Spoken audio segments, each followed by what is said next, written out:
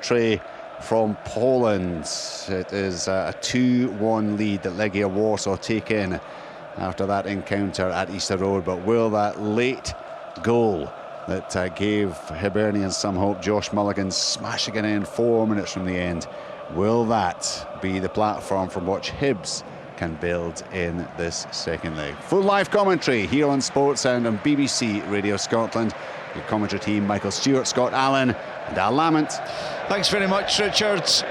Just looking at the pictures coming in from the Józef Piłsudski Stadium, and an amazing tifo out there. If you're a fan of such things, get a look at this. And there was an aerial shot of the stadium, the night skies all black, and you could see one of the main stands lit up with the tifo. Very, very spectacular, very impressive. But as Richard said, it's that late Josh Mulligan goal a week ago that has breathed new life into Hibs' European dream.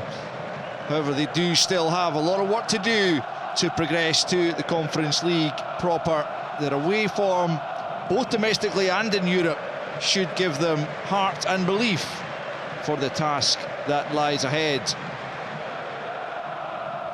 Both sides just going through their final preparations as smoke billows out of the stadium again. We're looking at an aerial shot of the stadium, and I guess there must have been some pyro involved with that tifo as well, but it's quite a sight, and let's hope the game is every bit as spectacular as Martin Boyle and his counterpart on the Legia side, Artur Jędrzejczyk, the 37-year-old, just going through the coin toss with the Belgian officials, exchanging pennants.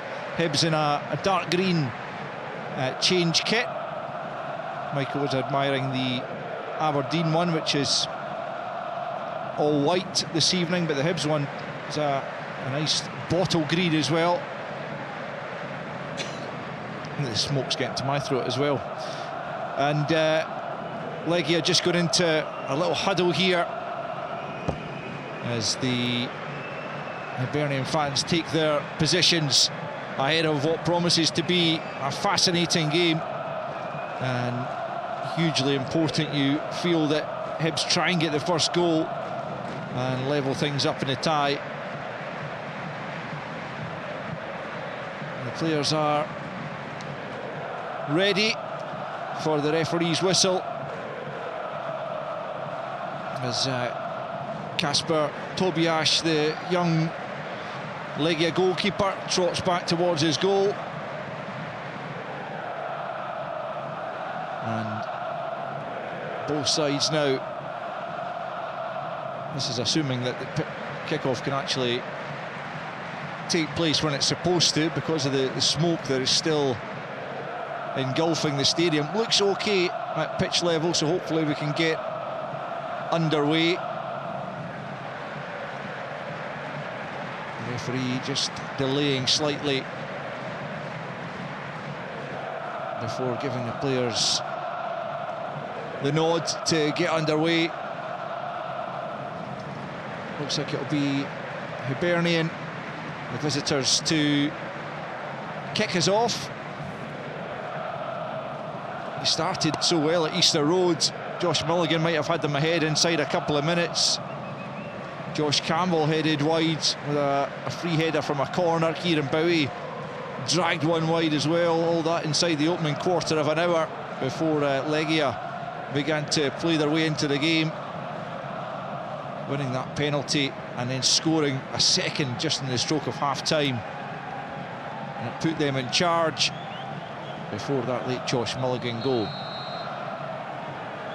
At last, the referee is content. We can get underway, and it's all the way back from the halfway line to Jordan Smith, who launches it long. And let's see if Hibs can also start this one quickly and put some pressure on that Legia back line, which did look a little bit creaky at times. And Hibs have got themselves an early free kick midway inside the Legia half. It is Josh Mulligan, who has already been hugely impressive in a Hibs jersey since his summer move from Dundee. He's the man who goes down and wins Hibs that free kick And an opportunity here for potentially Nicky Cadden, you would imagine, to send the ball in towards the penalty area. Hibs to try and threaten in these early stages. Jamie McGrath also over this one. Might just favour the left foot though of Nicky Cadden. It's right of centre, and Bashiri and O'Hara have made their way into that Legia penalty area. Hibs looking for a dream start here. It's actually McGrath who sends it in. Only half clear, stabbed towards goal, and it's saved just a yard or so out by Tobias. It was O'Hara, I think, who poked it goalwards. Bit of confusion there in the back line, still 0-0 though. Yeah, big confusion. And then when the ball drops, there's three defenders all leaving it for each other. It is O'Hara that flicks it out. Tobias is able to get his hands on it easy enough, but yeah, it's a good start, bright start for Hibs. Certainly been able to get the first strike on goal. Give them a confident feeling, and hopefully as the smoke clears up, it'll give you a clearer picture of Hibs' third kit, which is black, not bottle green, Al. Is it? Oh, definitely it's is. black, Al, yeah. Is it? Come on, better make an optician appointment for tomorrow. Now that you say that, yeah, it is beginning to look black. Must be one of those optical illusions. Anyway, an early chance for Michael to pick me up on an error. There you are. Absolutely loves it. Tobias over the halfway line then, all the way out of play.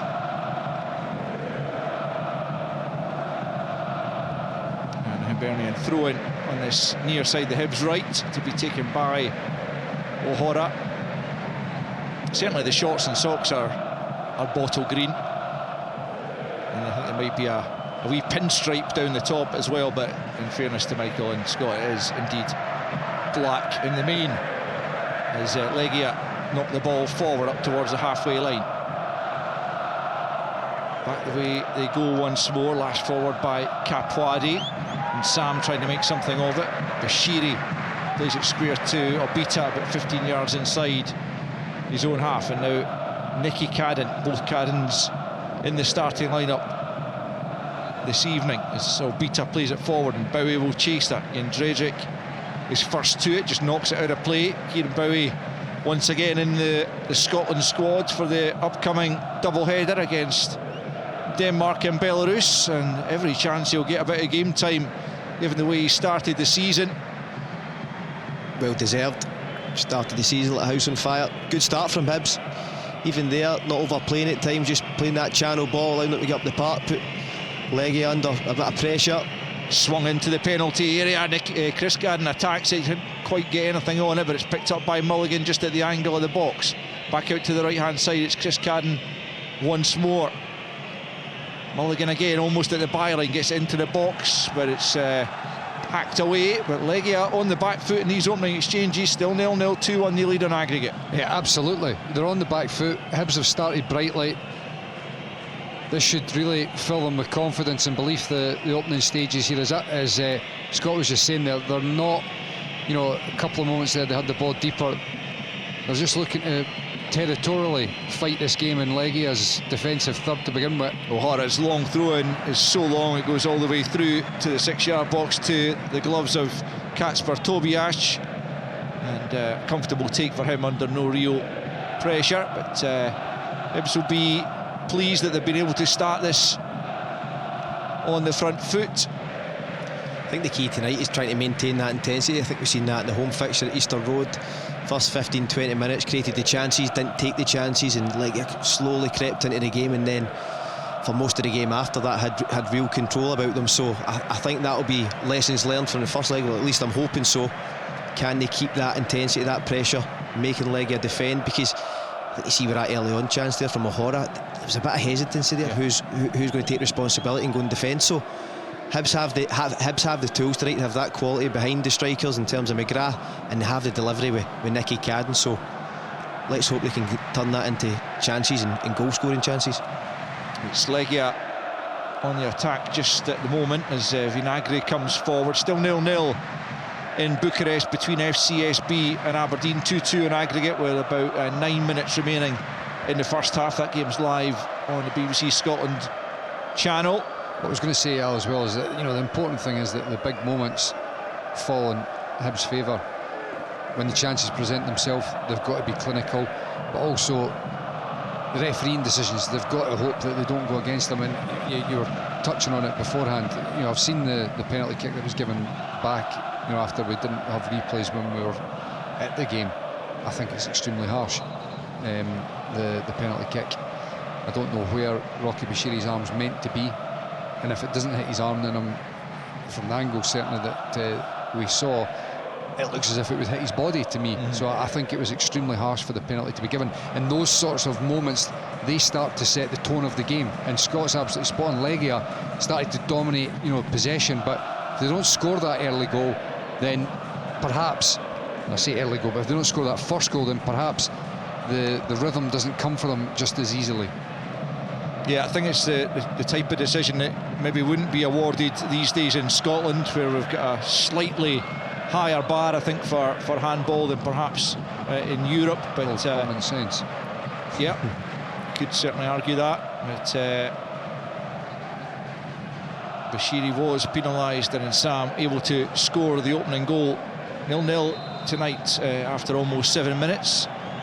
As Hibs win themselves a free kick. David Gray trying to get some instructions on to his players. Switch the ball, that's what we were saying there. Switch the ball. That's what we spoke about in that first game. When they are coming out with the pressure, it needs to be done quick. That's where Hibs' outlet is. They obviously have Cadden, who likes to get down that side. You have Martin Boyle, who likes to get down between the left back and the left centre half. They're areas where Hibs can go and hurt this Legia team. Obita is going to leave this one for his goalkeeper to come out his box to take. It's over on the left hand side, midway inside Hibs' own half, and that just allows them, the rest of the team, to push that bit further forward. Kieran Bowie, among others, look to get on the end of this one. Long from Smith, it is up in the direction of Bowie, it's over his head, and under a bit of pressure there from Bowie, Jens Redrick just sees it over the goal line. It will be a goal kick to the home side, who, like Hibs, didn't have a game at the weekend, allowed to concentrate fully on qualifying for the league stage of the Conference League, the draw for which will take place tomorrow. Let's hope Hibs can get their name in there,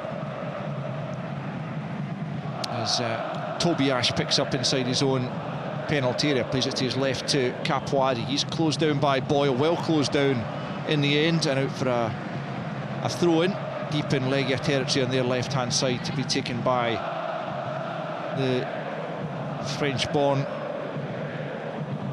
Democratic Republic of Congo international Steve Kapwadi. Legia have it at the edge of their own penalty area, building up slowly. Hibs just sitting off them for the moment. Then Bowie goes to try and press. It's back with Tobias at the edge of his penalty area, clips it out to this left-hand side,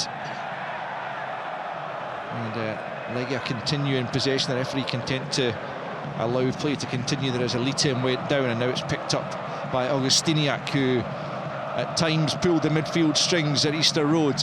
Out to the far side it goes to Showick, and now back with Augustiniak, just about 25-30 yards from goal, right hand side.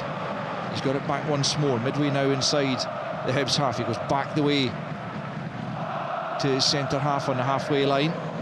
That's better play from Legia, looking to try and string a few passes together. The final pass, though, just goes astray, and Hibs able to pick up, and Obita able to clear up towards the halfway line, and Bowie just knocks it down for McGrath, looking to try and get his head up. Boyle had made a good run down the right-hand side, just wasn't able to get that switch of play that David Gray was asking for. But now it comes out to the right-hand side to O'Hara, and onto the halfway line it's Cadden.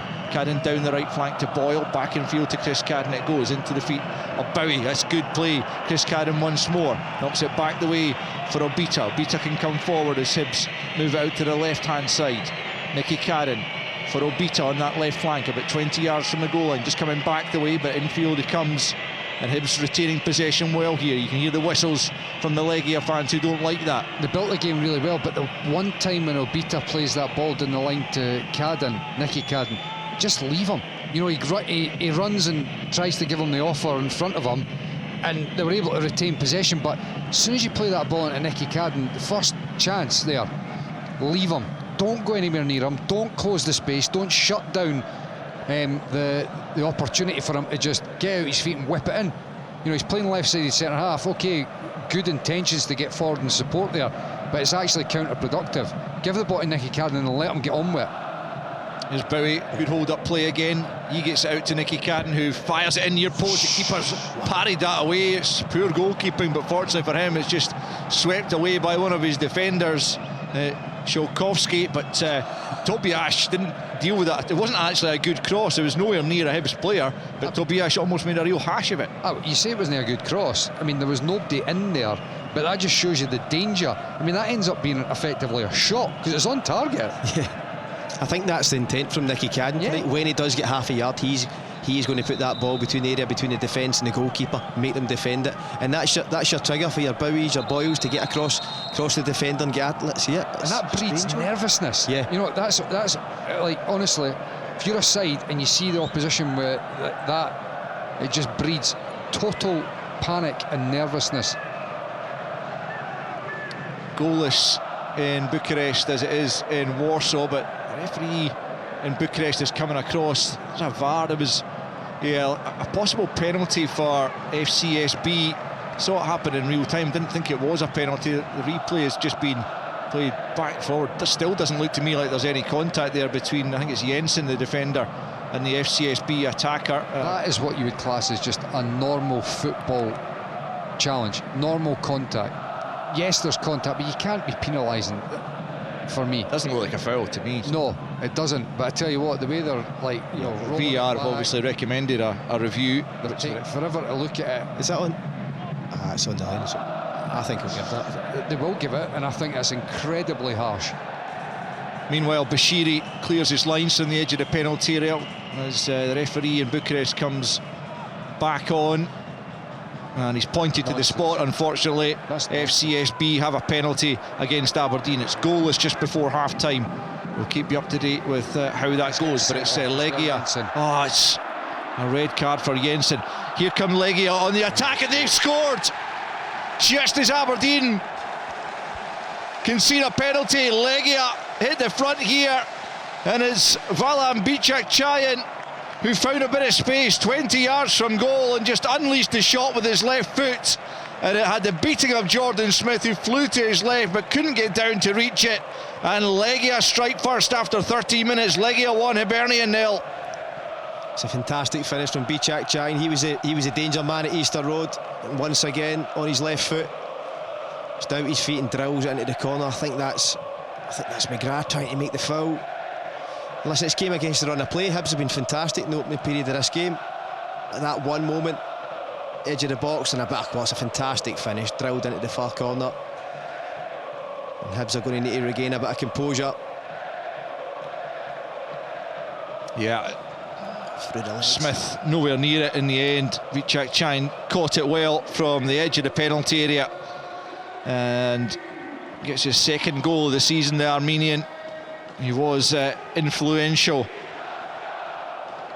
in the first leg at Easter Road, and he has got Legia off and running. 3-1 they lead now on aggregate as FCSB prepares to take the penalty here at Bucharest. Is my one concern with just the Hibs setup is that they have effectively that front three trying to close down with McGrath left of Bowie and Martin Boyle right of him, and it leaves a lot of work for Mulligan and Levitt to try and cover, you know, a number of players from Legia. We saw that last week, that as soon as, if they're able to get past that initial front three, the midfield have got a lot to cover. And also, when you look at Levitt, and we were talking about this with the option of Chaiwa's got a lot more athleticism, and I think if you're playing just the two of them there, and I know McGrath drops in and helps out, but primarily you've got the two of them in the middle there, I would probably be inclined to be putting Chaiwa in there, who's got greater athleticism to try and cover those spaces. FCSB have scored from the penalty spot in first half stoppage time, and Jensen red carded for his part in the incident. It looked, from what I could see, it was as if it was a second yellow rather than a straight red for... No, I think he booked him, and he's obviously on reflection because they're claiming that he's pulled him effectively. That I think he said it wasn't a yellow, it was a straight red. He's taken the yellow off. I think so. Okay. Anyway, I mean, it still looks very soft from what I can see on our monitor here, but nonetheless, FCSB a goal to the good and a man advantage for the second half and what remains of first half stoppage time. As far as Legia are concerned, they have opened up a 2-goal lead again over Hibs. Still plenty of this game to go, 74 minutes remaining of this one, but Hibs' task has just got all that more difficult with the loss of that goal in the opening stages, just as in the first leg. Hibs starting well but falling behind. I mean, it's hugely disappointing, but okay, 2 goals would have won the tie. 2 goals gets you extra time now, so you know, from that respect, they might not win it outright with 2 goals, but it certainly it gets them back into the game, and they've got plenty of time. They just need to compose themselves and not panic here. Yeah, I think that's the key here, not getting too desperate too early. Still a long time to go, a long time to get back in this game. Momentum obviously a huge thing in football. If Hibs were to get the next goal, they take huge confidence from it. The pressure that they'll go on Legia again. That's a great ball. Yeah, it is a ball over the top, and Sam with a chance, volleys it into the side netting. I think the offside flag perhaps going up belatedly, as in Sam gives a thumbs up for the pass. It was clipped over the top. Let's watch it. Yeah, it's just gone off, and he wouldn't have been allowed the goal had it hit the target, but as it was maybe a yard wide, but Sam caught that sweetly, and Legia able to open Hibs up again, but the offside flag was up, and so it remains 1-0 on the night after 17.5 minutes, 3-1 on aggregate. He looks lively, doesn't he, in Sam? Did so in the first leg, and not too far away there as Bowie at the other end tries to bring it under control. Hibs working hard in the midfield, but that's slack there from Levitt, too much on it, and that should be allowed to run out for a goal kick. When you're in the team and you're that type of profile of player like Levitt is, he's meant to be the one that can slow the game down at times and show that bit of composure. That's the moments there that are so important. He can take a touch, obviously work the ball out to Nicky Cadden, and that's the nervousness that me and Michael spoke about in that first leg. He just wasn't composed in the moments where he had to take the extra touch or make the right pass, helping it back into an area like he does there when there's not really an option. That's the safe option. When you're playing in there and you're the composed one, you have to make the right decision. For there now that it's a goal kick to Legia there, that was the frustrating thing with Dirk Levitt in the home tie. I'm just watching back that goal, and I've got to say that it looks a little bit fortunate in that it was a crossfield ball. I think they were trying to get it right out to the wide area, and it doesn't he doesn't catch it exactly the way. I think it was Capaldi that was playing it. I don't think he caught it just as well as he wanted, and in the end he actually drops to Kaputska, who's on that inside channel, and he's able to drive between a couple of tackles and slip it off to back. Who was it that scored? Sorry, Bicek Chahan, yeah, the Armenian. And he's in a, you know, the problem is that it's that initial ball, it just catches Hibs unaware. Short free kick taken by Levitt, then hoisted into the area, and it doesn't come off, and it's behind for a goal kick, and Hibs can't afford to be as wasteful as that from set piece opportunities. The free kick was given for a foul by Augustiniak on Boyle, and Augustiniak went into the book for his troubles, but Hibs make nothing of the set piece, and it remains 1-0 to Legia on the night, 3-1 on aggregate. Legia come forward down that left-hand side, back into central defence for Jędrzejczyk, up towards the halfway line, and out to the right-hand side for Żółkowski.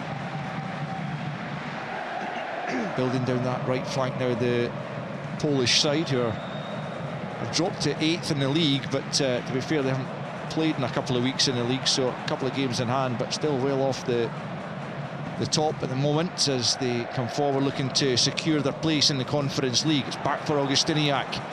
poor touch, and he then thought about diving in and trying to win it back, and then possibly remembered he was in a yellow and pulled out as the ball ends up all the way back at Tobiasz's feet. 1-0 at half-time in Bucharest to FCSB. That penalty just on the stroke of half-time, also leading to Jensen's red card, gives FCSB a real advantage going into the second period. 3-2 they lead now on aggregate with 45 to play. Legia in Warsaw have a 1-goal advantage, and a free kick here taken by Kapwadi back into Jędrzejczyk, and they are just controlling the tempo just at the moment, taking the sting right out of it, and just knocking the ball about the back before Jędrzejczyk fires a diagonal out to the left-hand side for Vinagre. And they managed to win themselves a corner as Bichai knocked it off. Actually, it was Ellie team knocking it off O'Hara, and more defending then for Hibernian to do here. Certainly can't afford to concede again. That, you would feel, would probably be a bridge too far for them to come back at that stage, but as it is, just a couple of goals in it. As the corner kick from the left-hand side for Legia comes in short to the near post.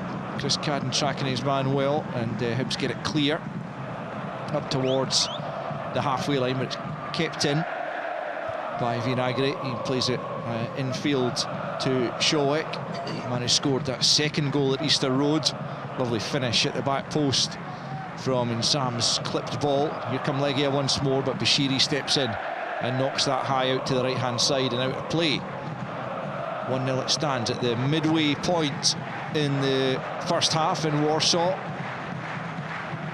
As Legia have a throw-in right in front of David Gray's technical area. Back the way it goes to Kapwadi. Hibs have to find a way of getting back into this contest. Legia, meanwhile, just content themselves with, again, knocking the ball about at the back, wait for Hibs to begin to press.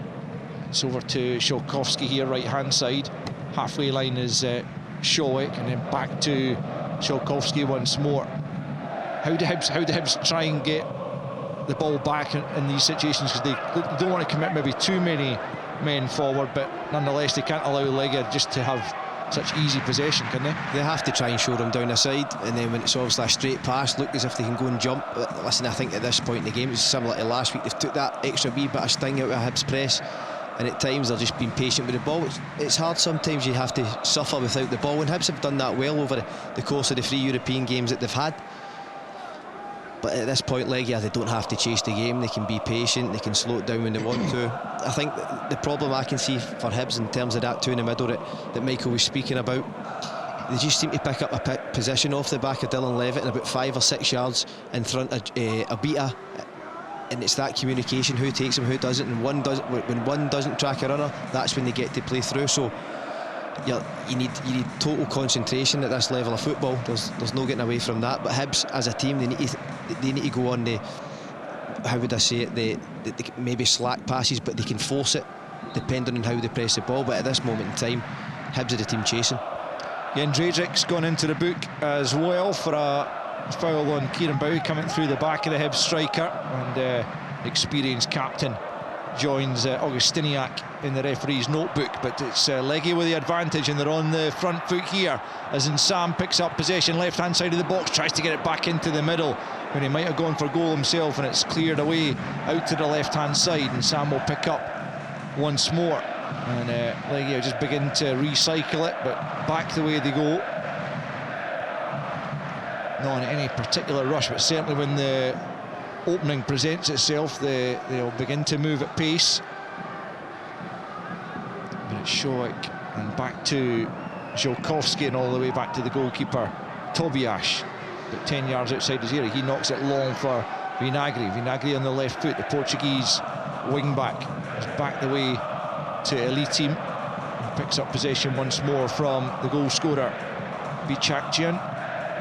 And then it's elite team once more. That's a lovely pass through to Vinagre out to the left-hand side, and again just slowed down for Bichakjian, the Armenian. clips it up towards Sam inside the box. Bashiri close enough to him to put him off, and Hibs pick up possession once more. Can't build an attack though, as a strong challenge from Ziolkowski wins it back for Legia, out to the right hand side for Showek here on the angle of the box. 25 on the clock, Hibs trailing by a goal to 0 in the night and 3-1 in aggregate, and desperately trying to make sure they don't concede another one as Legia come back the way once more. The middle of the park's just killing Hibs, unfortunately. You know, it happened last week, and Legia have been able to impose their style of and their tactics on the game, and it's the middle of the park ultimately that's killing them. You know, it's a tough one for David Gray in terms of, does he decide to change his system, because unfortunately you've got 3 centre halves that are picking up in Sam, and that's it. You've got 2 wing backs that are being forced back by Legia's wider players, and then you've got an overload in the middle of the park of Legia players. Effectively there's 4 at times against 2, and one of the defenders has got to release and go in and be brave. Yeah, or they've got to change the system. But you know, it just feels like they're getting hemmed in. As I said, the back 5 is effectively being pinned back by 3 players, and the middle of the park's just getting picked off for fun by Legia's 4 midfielders, and they're just moving around. Augustiniak is the one that's just sitting predominantly, and then the rest of them are just moving about off the back, as Scott was already mentioning. They're off the back of Dylan Levitt in particular, and they're getting pockets of space that's really beginning to hurt Hibs. Now, if Hibs are able to get on top and dominate in terms of imposing their system, then they get a wee period of pressure, but it's going to be difficult while they're on the back foot. Here's Cadden, header from Boyle, just tried to glance that in towards the far post, but he got it all wrong, and it's well wide. In the end, it was a decent ball in from Chris Cadden, but Boyle unable to direct it on target, and so after 27.5 minutes, still Legia 1, Hibs 0, 3-1 in aggregate. I mean, the other thing is obviously, if they don't release one of the back players, then they've got to just have an extremely tight system. You know, the whole team's got to be very, very compact. They would need to drop into a flat 3, McGrath and right back into the midfield, and maybe give up a bit of that creative threat at this moment in time, because they are suffering with it. Listen, Legia are very comfortable in the game now, and they might just need to ride it, get back into that shape and look to counter when they can. It's Legia coming forward here, an adventurous shot from distance there, well off target in the end from Kapuska, who was involved in that opening goal, laying it on a plate for Bichakjian to lash beyond Jordan Smith, but Kapuska well off target on that particular occasion as Hibs play it long from Jordan Smith, but it's easily, they're too stretched up, they're too disjointed. I mean, this happened last week at Easter Road. There was loads of endeavour and hard work from Hibs, but I just feel that the middle of the park in particular is where they're getting exposed. Augustiniak, obviously, as I've already mentioned, is sitting, and then you've got the other 2 midfielders that are just off the back of Hibs midfield 2. They're rotating, running forward, and the wide guys are stepping into the pocket of space. There's good movement from them, and Hibs really can't get tight enough in the middle of the park. Now, you could go effectively to a back 4. You could still have your back 4 pinned back by their front 3, but you'd have that extra body in the middle of the park to try and get touch tight. Try and match it up in there. Yeah. For man. Yep. And it would still allow you to have 3 guys up the top who are going up tight against their back 3 when they're looking to build, but it just gives you that extra body immediately in the middle of the park. It is Augustiniak as Legia continue to dominate possession. They've been well on top since scoring that opening goal that's given them the 2-goal cushion in the tie, and Hibs struggling really to get a touch on the ball just at the moment. Just the importance, Al, of looking after the ball and being patient there. You go, there's a jump. Yeah, there's a mistake by Kapwadi, and it's picked up then by Boyle. He's given it away, but he does get another bite at it here, just outside the box. Then he's surely taken down. That's a free kick. Well, the referee's whacking his finger as if to say that perhaps Boyle went down too easily. It certainly looked like a foul to me at first glance, but Legia come away with the ball and now can mount an attack of their own. Up towards the edge of the Hibs penalty area they come. Out to the right-hand side it goes to Showek, back to Augustiniak now, 30 yards from goal. He'll take a crack at it. Jordan Smith gets down to touch it behind. And it needed the touch, I think, because it looked like it was going to be on target and maybe find the bottom corner from Augustiniak. A Legia corner, 1-0 they lead. I can see clear as day there. Martin Boyle is forced off the ball there. A decent save in the end from Smith to get down and push that wide, but yeah, it certainly looked like it should have been a free kick at the other end to Hibernian. As it is, they've got a corner to face here, and it comes from the left-hand side. It's a deep one, too deep for just about everyone. Kaputska will go and pick it up on the right-hand side and send it immediately back in to the back post. It's nodded back the way. The shot comes in from the edge of the box there from LE team, who picks up once more as it's charged down, but comes back to him. Left-hand side he is. Cadden sticks in a toe, Chris Cadden that is, as LE team then forces it back the way to Vinagre, headed away from the edge of the box by Mulligan, and Legia pick up possession once more just inside the Hibs half. 1-0 they lead to the home side, 3-1 in aggregate. You listen to Sports Sound on BBC Radio Scotland as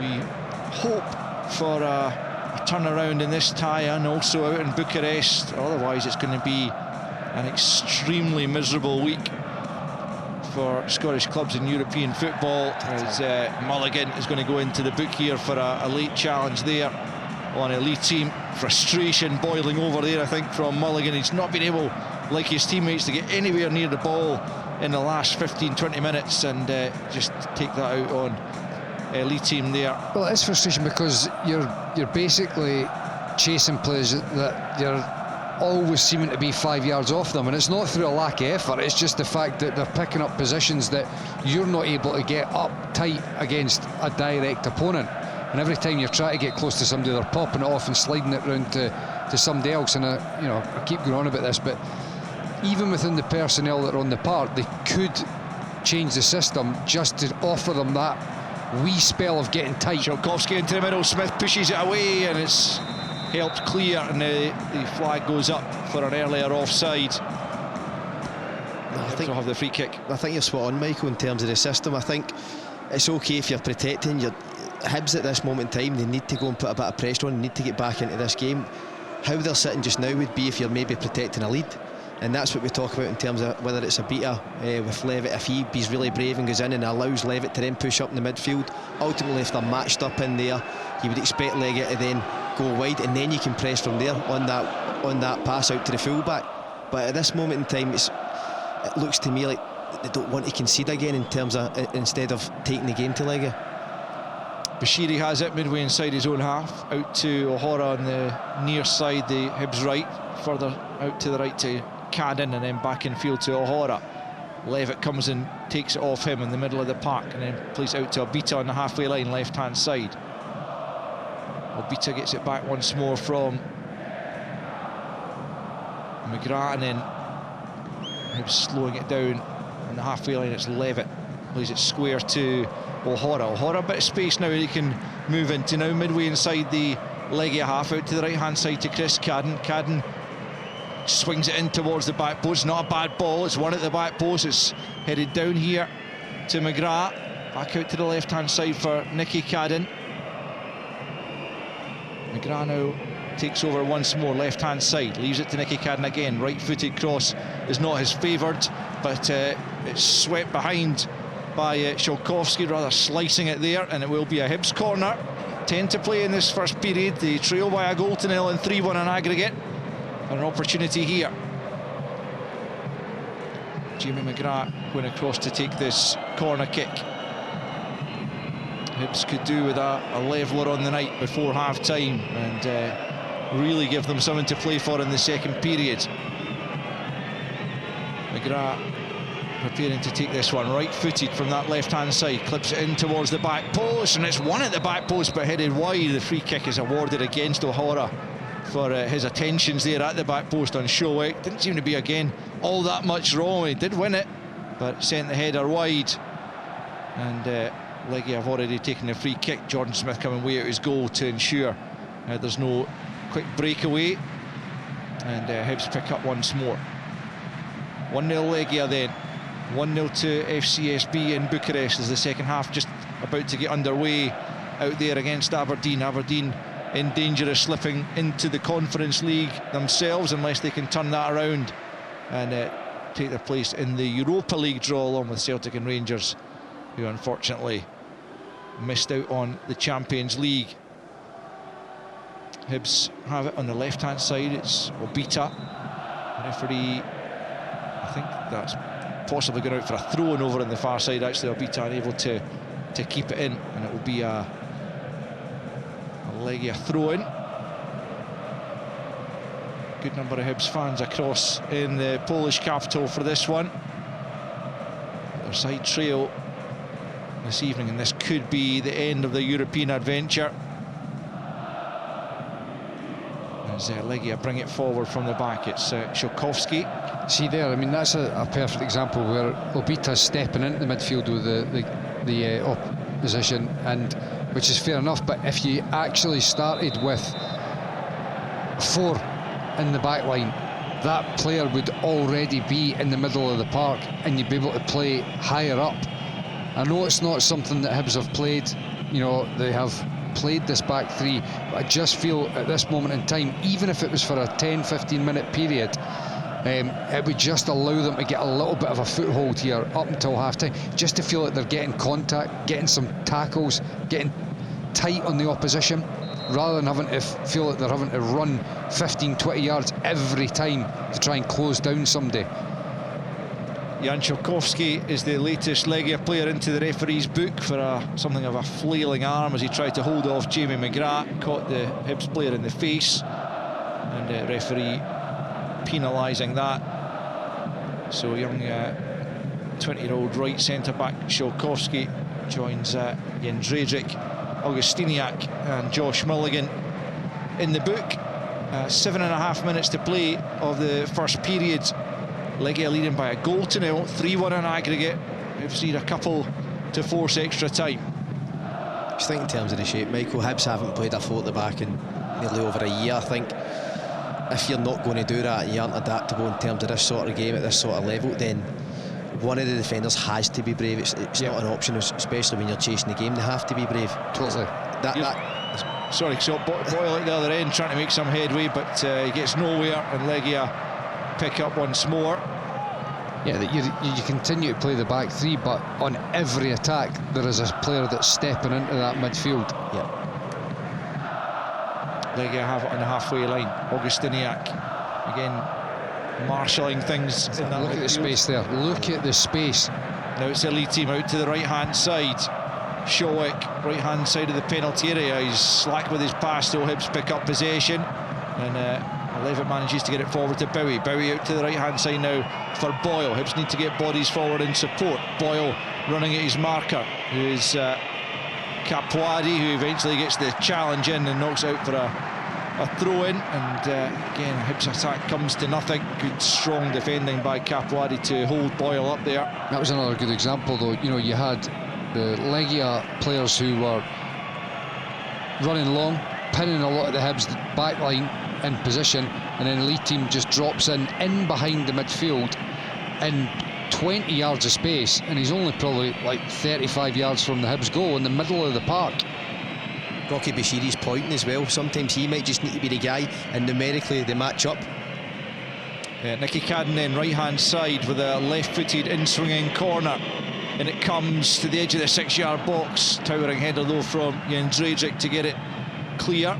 Picked up though by Hibernian over on the left-hand side. McGrath, almost the reverse pass comes off for Mulligan, just intercepted and hacked away by the Legia back line, but McGrath just sees passes that most others don't. Almost was able to execute that one. We've got 5 left in this first period, plus any added on time, which will be, I guess, a couple of minutes, as Hibs have it at the back. midway inside their own half. Into the midfield it comes as they try and find an equaliser on the night. Again, there's no way through though, that Legia back line, and Legia in the transition look extremely dangerous as forward they come.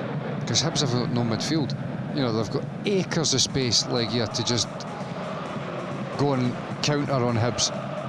It's Vinagre, left-hand side of the penalty area, just carrying with him, holding him up for now.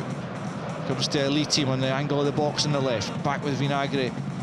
Vinagre comes into the edge of the box, little 1-2, challenge comes in, claims for a handball, breaks for Nsam, nothing given. Right-hand side is Showick, Hibs can't afford to concede again.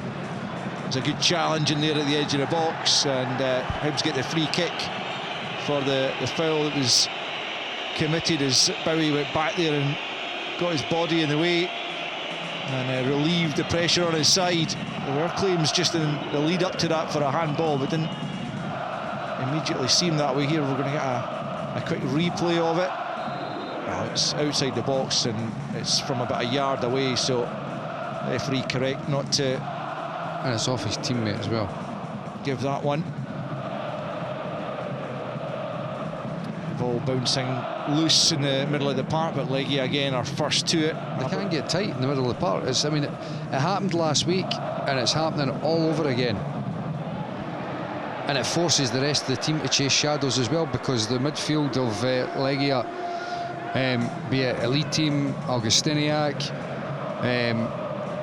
they've just got too much space to play in. And they're doing so again. It's Augustiniak about 25 yards from goal and advancing up towards the edge of the box. Comes back the way now as his options are shut down. Legia not having to force things just at the moment. They've got the 2-goal advantage on aggregate with half-time approaching. Aberdeen still trailing by 3-2 on aggregate, 1-0 on the night. That's 51 minutes in. I mean, you look at that midfield four from Legia there. Bishek Chayan at the top, almost like a bit of a diamond that they play, but it's very fluid. And it just is causing Hibs all sorts of problems. You know, you've effectively got a midfield two trying to pick up their four. It's not working. FCSB have just scored the second. They hit the post just seconds ago and I glanced away from it, and then I looked back up and they've got the ball in the back of the net. And with Aberdeen down to 10 men, that is going to be an awful long way back for Jimmy Tillin's side. It looks like it could be the Europa Conference League for them. It could be out of Europe altogether for Hibs if they can't turn things around in Warsaw. 1-0 they trail on the night, 3-1 on aggregate, and it's Legia coming forward once again. They're offside. Dimitar Mitov not perhaps covering himself in glory at the second FCSB goal. Legia just seen another look at Bichachian's opening goal, the only goal of the night.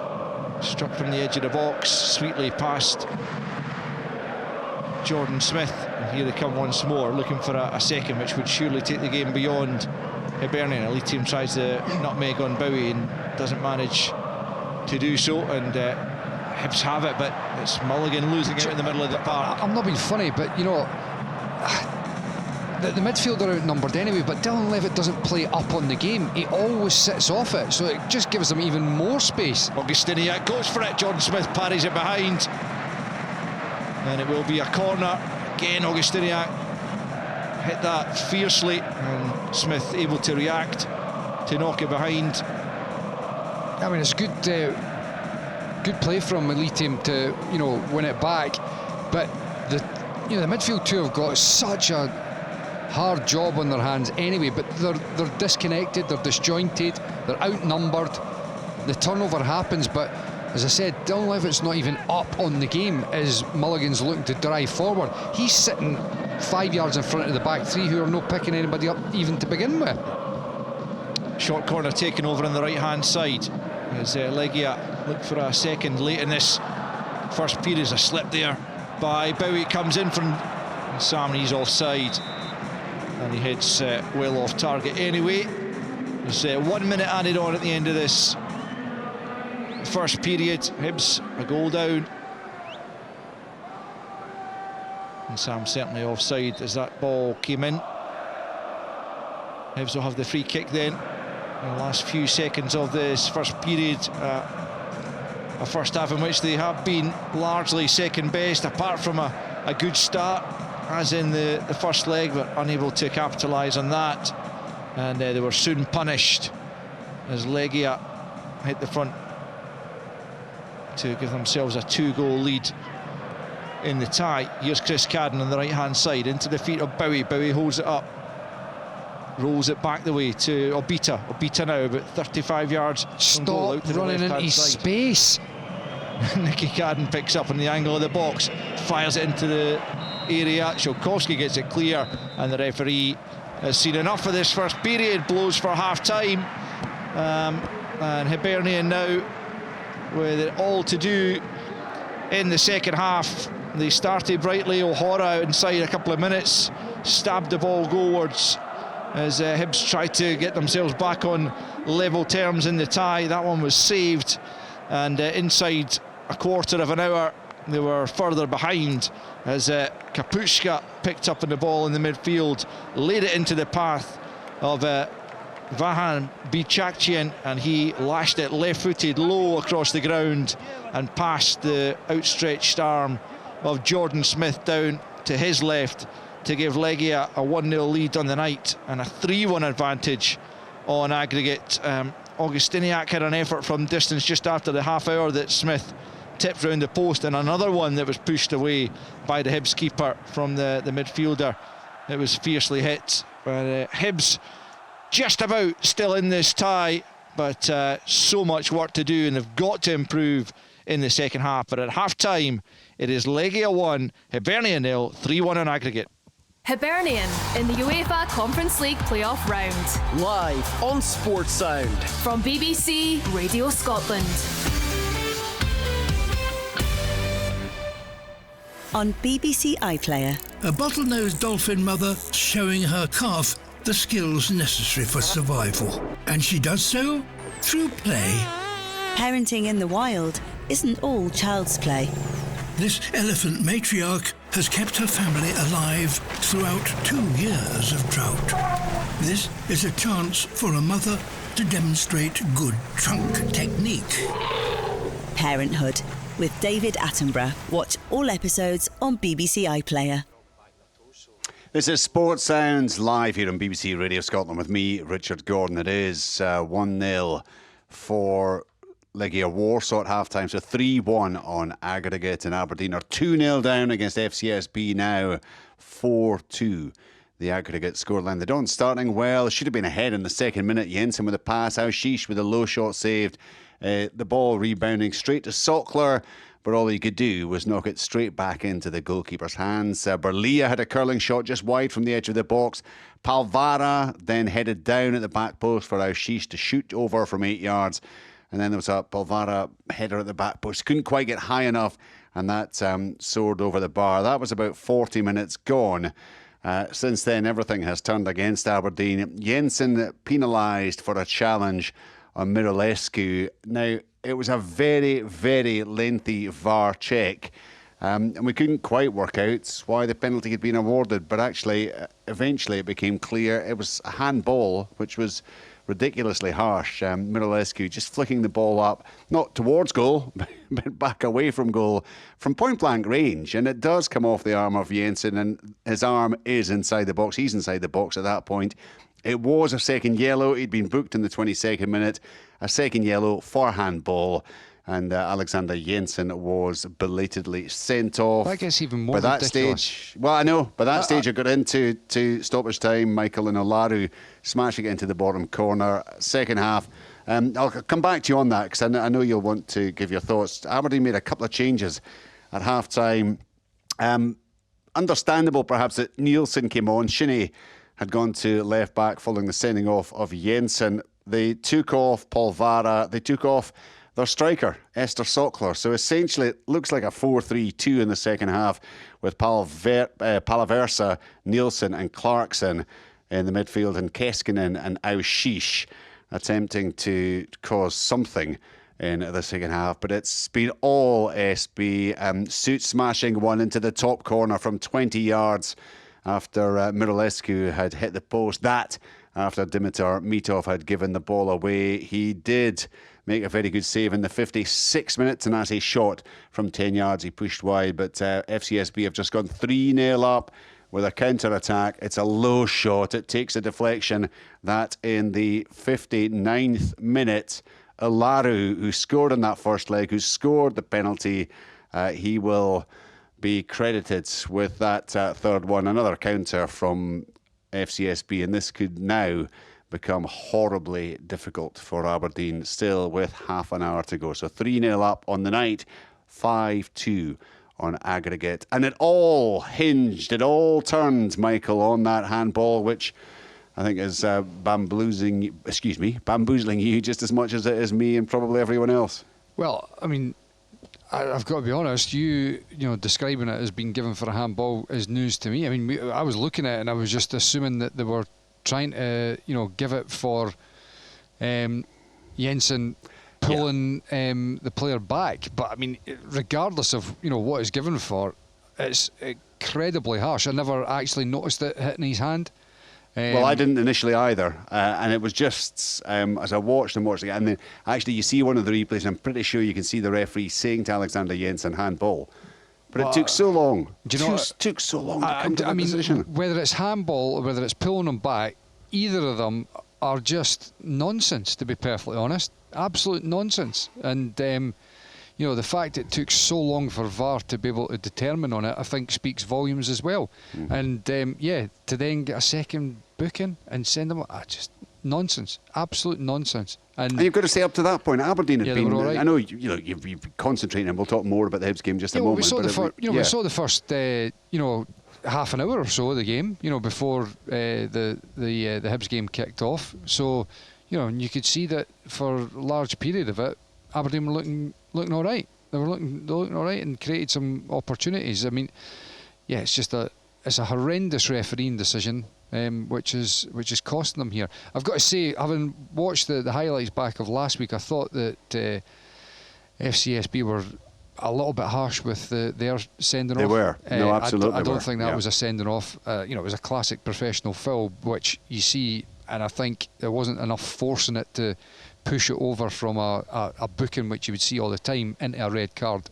But two wrongs certainly do not make a right, and the officials have got a sending off in this game wrong as well. And just in terms of the substitute, look, they're irrelevant now because the game is dead. It's 3-0, and Aberdeen will just be hoping that it gets no worse. But to go into the second half knowing that you need to score and to take off, albeit he hadn't exactly covered himself in glory, but to take off the one striker that you have, Scott, it's a kind of strange way to approach the second half, or does it make sense to you? No, not for me. I think you always need a striker on the part just in terms of an outlet, and then if someone to hit a focal point of the team and someone who you expect, if he gets a chance, yes, he had that one early on in the game, but you'd expect that he'd maybe get another one as the game progresses. But I think that just kind of leads to the fact that he's really not happy with his striking options, and it would be something that I think everybody could agree on. It's a position they need to go out and get someone who is going to come in and have a real impact, because substitutions at half time, especially your striker, is a very strange one for me, especially in terms of a game that you're chasing, you need to win. Yeah, and look, Ashish and Keskinen are forward-going players, but neither of them is a centre-forward. And it looks to me, from what I can see, it looks to me like that's what they're trying to do, is that 4-3-2. But look, it's now just about seeing this game out, fulfilling the fixture, and preparing, I guess, for the Conference League, which is going to be for Aberdeen. Hibernian, of course, do not have that parachute. Michael, what have you made of the opening 45 minutes? Quite similar to what we saw at Easter Road. Hibs starting really brightly, and they're able to get Legia on the back foot to a great extent. But then once the game starts to just settle, it's Legia that are the ones that are controlling a lot of it, and Hibs are doing a lot of work. They're charging about, but it's a lot of it's in vain at times, and I think they could be preserving a fair bit of energy and having more impact and more efficiency if they just either hammered home the point that they need to have an extra body from that back three up into the midfield, or if they're just to change the system slightly to give that extra bit of support in the middle of the park. I would substitute Levitt as well. I just think that when you're playing effectively a two-man midfield, he's not athletic enough, and I don't think his concentration is at the level that it needs to be in terms of when the team's in possession and starting to move forward. He tends to sit off the game too far. He's not like he's anchoring the midfield. He's actually probably 10-15 yards behind where you would want your deep line midfielder to be, which then creates even more space when the ball gets turned over for the opposition to go and exploit. They're outnumbered and they're having to cover far too much space, and they've got one of the guys in the middle of the park that I don't think actually impacts that enough, and they're really getting punished in that middle of the park in particular, because I think that is the key. That if they're able to get touch tight and affect the opposition in the middle of the park, it'll give them a greater opportunity to actually get higher up the park. Well, he's going to have to make changes, Scott, isn't he? Half-time, David Gray, if not in terms of personnel, but certainly in terms of the approach to the second half, because otherwise this tie is going to run away from them as well. Yeah, I think if it carries on this vein, it'll be Legia will see this out, maybe score another. In saying that, they haven't caused huge problems in terms of Jordan Smith any gilt-edged chances. The shape's good if you're not chasing the game, but Hibs need to find a way to create chances. As Michael touched on, we've seen it in the first half.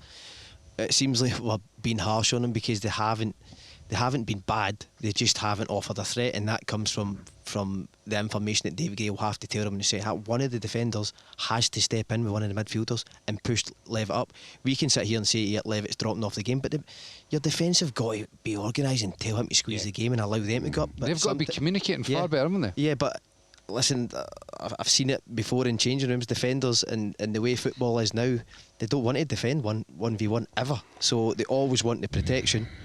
So Dillet Levitt sitting in front of them, in my opinion, and how defenders kind of look at it now, it saves them a chance where they might get done and get the blame for a goal. But it's actually killing the team. Yeah. I couldn't agree more with Scott that how often you see defenders who want to just be surrounded by bodies instead of taking that responsibility to be like, no, get out the way, get up. In fact, I'm coming up behind you and we're getting up on the game. And whether it's a complete, well, not a complete, but whether it's just a shift of the system so that you've got that permanent body in the middle of the park, or whether it is just hammering home the point of this is the way that Legia are playing, these are the players that are in these pockets of space.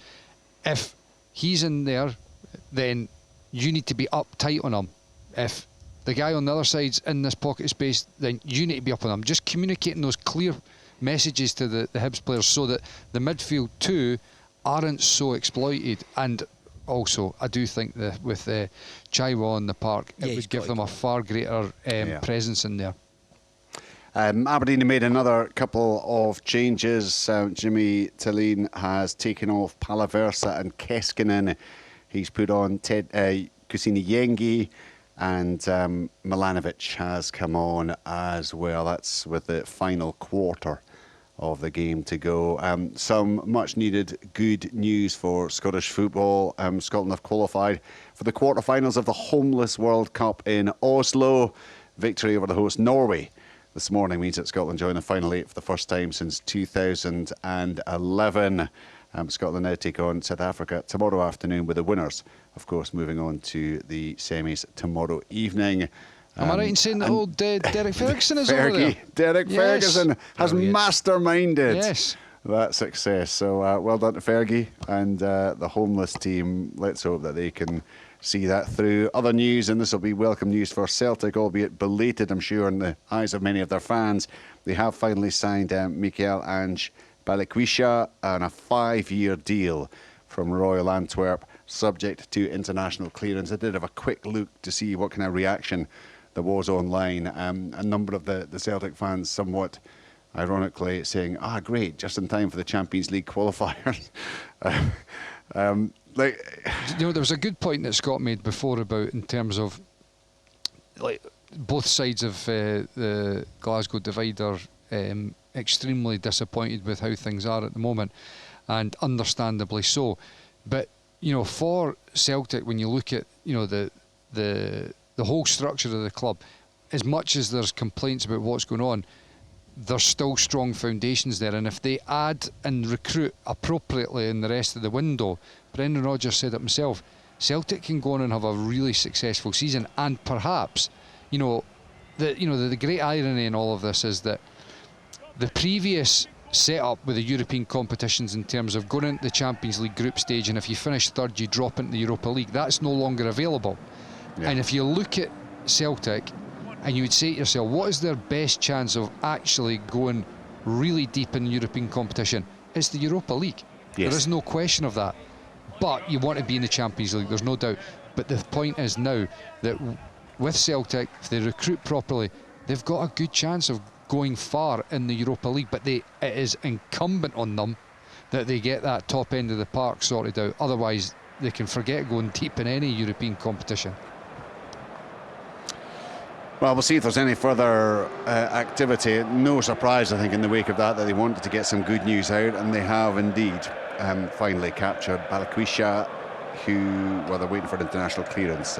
Normally, that is sorted out fairly quickly, so we'll find out just how soon he is involved in that first team squad, and indeed whether there will be, as clearly Brendan Rodgers hopes, further additions before the transfer window closes. Right, the teams are back out in Warsaw. Remember, Legia 1-0 up on the night, 3-1 on aggregate. We'll keep right across the Aberdeen game. They're 3-0 down on the night and 5-2 behind on aggregate now. They are trying to push forward at the moment.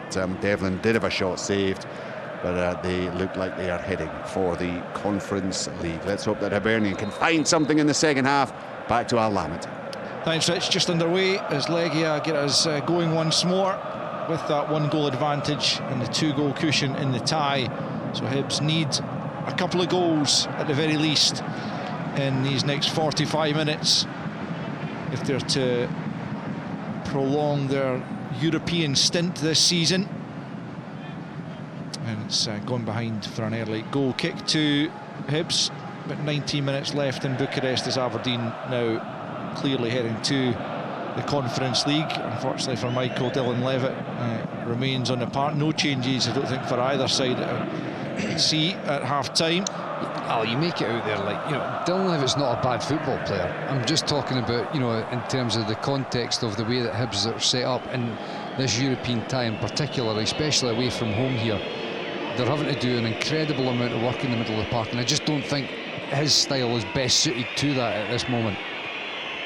Hibs in possession on the left-hand side. It's Nicky Cadden, gets it back there from McGrath, and then fires out to the right-hand side to twin brother Chris. Hibs at the edge of the penalty area, swung into the back post. Obita, he just got to attack, failed to go for it. Now he picks up possession on the left-hand side, but the chance was there to go and really win that at the back post, and he pulled out of it, perhaps expecting the defender to get there first. Here he is once more on the left-hand side. But another, well, at least half chance that goes down as for Hibs, as Bashiri is given the ball under a bit of pressure there from Nsam, but does well to control it and then find Nicky Cadden. And Hibs have started the second period brightly. And it's McGrath on the left flank, just in off the touchline.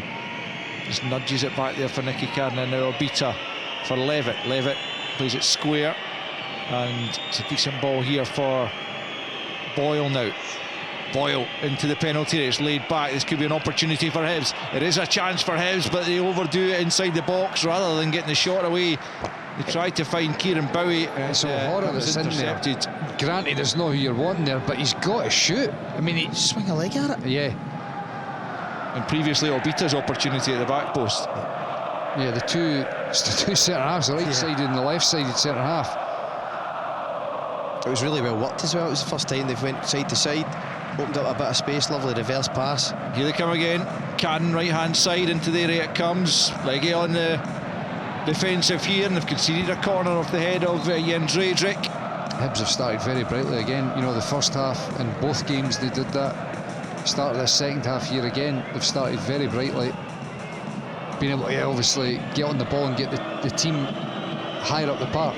The likes of Chris Cadden and Nicky Cadden all getting higher up, and the fact that you've seen O'Hara and Obita inside the 6-yard box basically tells its own story as well. What they desperately need to do is get a goal from one of these attacks as Nicky Cadden swings it in from the right hand side. Up went Bowie. It's going to be another corner kick. It was O'Hara who was closest to winning it in the end, but came off a Legia head last, so it's going to be a corner this time on the left hand side, which Jamie McGrath will take. We've played 3.5 minutes of the second period. Hibs on the front foot just at the moment.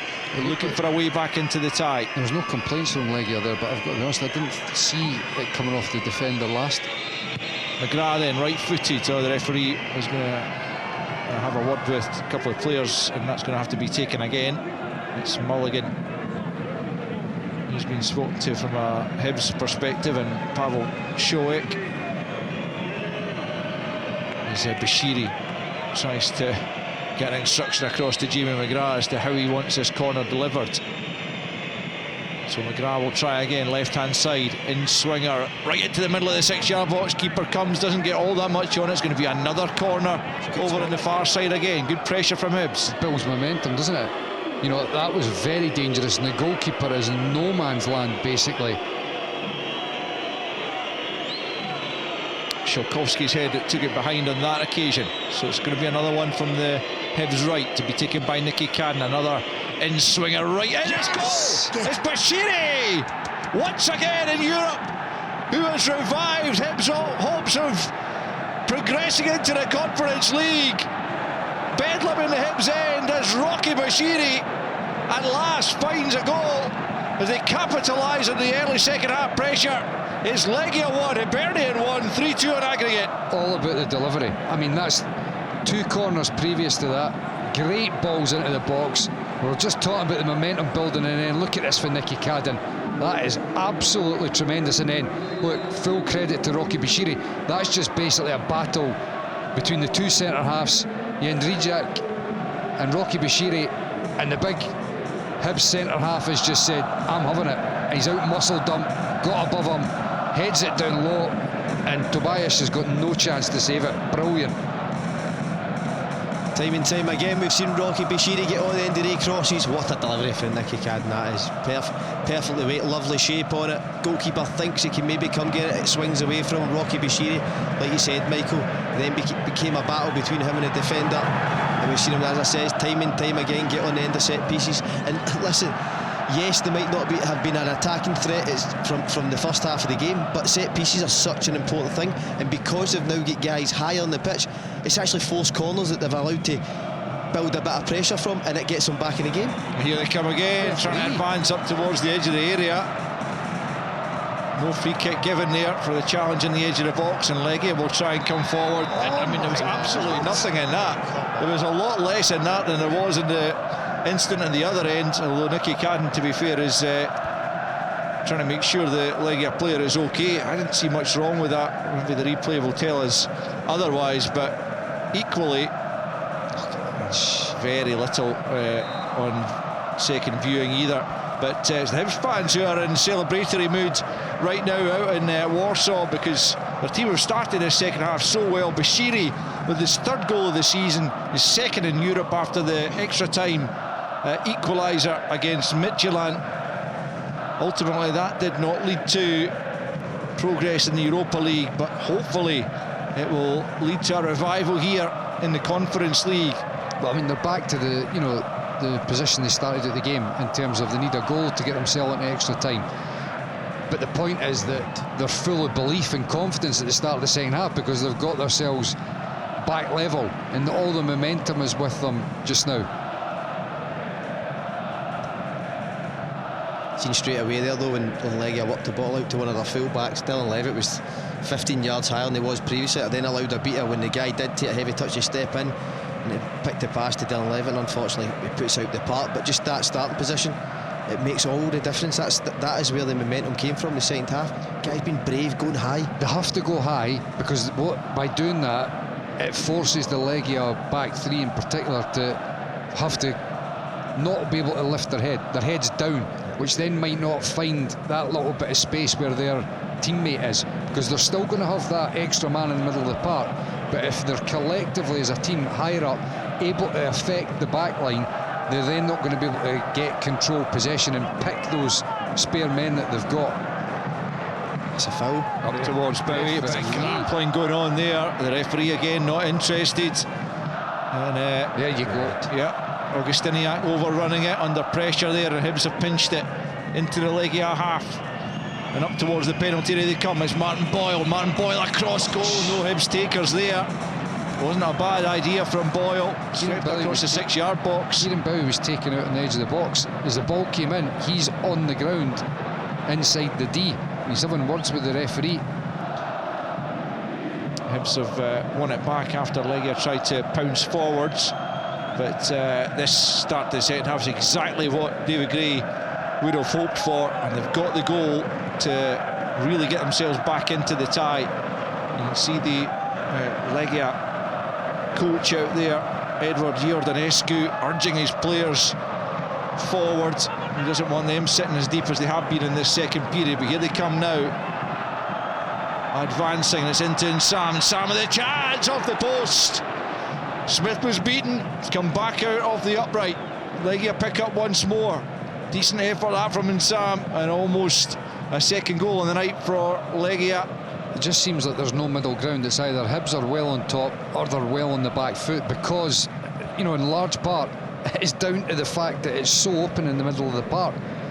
That chance comes from Jordan Smith booming the ball forward when he had about an extra 3-4 seconds. Yep. The press wasn't exactly coming at speed. He could have played back into the middle of the park. Hibs would have been out because the pressure, Legia weren't connected, but because he booms it, Hibs are obviously in a position to play out. It falls down to Legia playing the right on top of the back three. Yeah, because it was just disjointed. There wasn't the bodies there, as you said, to actually hit that ball longer. But you're right, Legia are rattled. Hibs have just got to keep them. He was onside there, and Sam. Hibs have just got to keep them, you know, unsettled. But it takes a lot of effort and a lot of energy. And they've also got to. You've got to say that they've got to have a little bit of good fortune here as well, because they're still going to be, the way that Hibs are playing here, they're still going to be open. Well, that was a moment of real good fortune there, as it came back off the inside of the post from Sam after Bichakchian had slipped him in. Now we're going to get a couple of changes from Hibernian as Junior Hoylett prepares to come on, as well as Miguel Chaiwa. So Hoylett as well. We didn't really mention him pre-match, but I felt he also had a really positive impact when he came on. And it's going to be Jamie McGrath and Chris Cadden who are the players replaced. So let's see how that alters the Hibernian setup. But they've certainly got a foothold in the game. They are very much in this tie now. Well, there's extra bodies in the middle of the park now, that's for sure. But only thing there is, I'm just thinking Jamie McGrath must not be capable of playing a full 90 minutes just yet, because otherwise you'd be wanting to keep that quality on the park. Hoylett certainly offers you that. He does as well. There's no doubt he does, yes, but you would be, you know, you'd be still wanting the quality of McGrath in there. Now Mulligan's going to go out and play right wing back with Chris Cadden going off. Here is Hoylett, already showing good balance, but unable to find a teammate with a pass. This game is well and truly in the balance, and you've got to say, I give Hibs huge amount of credit again. David Gray said it before, Hibs deserve to get into the group stage. Well, they've got to go and grab it now. They've got to go and grab it. It is there. They can do it. There is no doubt about it. The challenge is there for them. Get another goal, gets you to extra time, get two, and you're through into the league stage. Hibs would be a very, very good side for Scottish football to get into the league phase. I think they would do well, but they need to obviously go and grab this opportunity right now. Yeah, well, certainly if they were to get a second goal, the momentum would certainly be very much with them. But they need to get that second goal first and foremost. Chaiwa again, a little drop of the shoulder showing his quality immediately after coming on. Feeds out to the right-hand side to Boyle. Boyle tries to get it into the box. and it's rebounded off a Legia defender. He just wanted to slip it on the inside channel. Mulligan's running. Wow, he's running. If he plays it into Mulligan's path, Mulligan's first touch is going to be beyond the whole Legia backline. It's out for a throw-in down near the corner flag on the right-hand side for Hibernian. Chaiwa is going to make a huge difference, I think, isn't it? Seen that straight away. It's the burst, the change of pace, the composure. It's a completely different outlet in there, isn't it? Aberdeen still trailing by 3 on the night, 5-2 on aggregate, with just about 6 minutes left in that game out in Bucharest, as the long throwing comes from O'Hara just over Bashiri as Legia try and force it clear. Hibs pick up once more. They rolled it back to Obita on the halfway line. Short to Levitt now. Levitt will try and switch the diagonal out to the right-hand side. O'Hara wins it. Bashiri stayed up there, chested down. Yes! Martin Boyle lashes it home to draw Hibs level in the tie. Wonderful moment. O'Hara and Bashiri linking up. Brilliant play from Bashiri to chest it into the path of Martin Boyle, and Boyle did the rest, as he so often has for Hibernian. And just before the hour mark, it's Legia 1, Hibernian 2, 3 apiece on aggregate. Oh, it's unbelievable. I think that's what we spoke about it there, the second balls. Is that Rocky Bashiri? It is, and I tell you, he does brilliant, doesn't he? It out-muscles the defender again. He chests it into his path. And Martin Boyle again on hand to tuck it away. But look at Rocky, that is top draw from Rocky Bashiri. What an impact he's had in this second half. And Kieran Bowie there, by the way, because as the ball drops, Rocky Bashiri takes out Jedrzejczyk, the centre half, and then it looks like Bowie is going to get it, and he just boshes Capaldi out the way as well, and Martin Boyle into the bottom corner. There you go. Wow, game on. This is there for Hibs.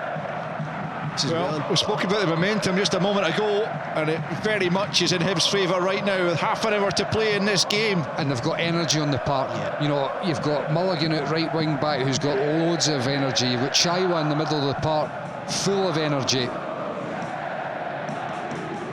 It was, you can't overstate how good that was from Rocky Bashiri. Well played, Boyle. Boyle working back the way to win it, and it's Hoylett now, and Chaiwa coming forward on the right-hand side.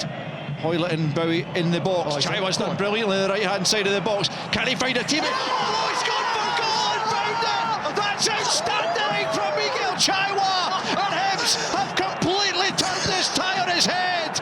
It's just superb from Chaiwa. He had absolutely no right to do that.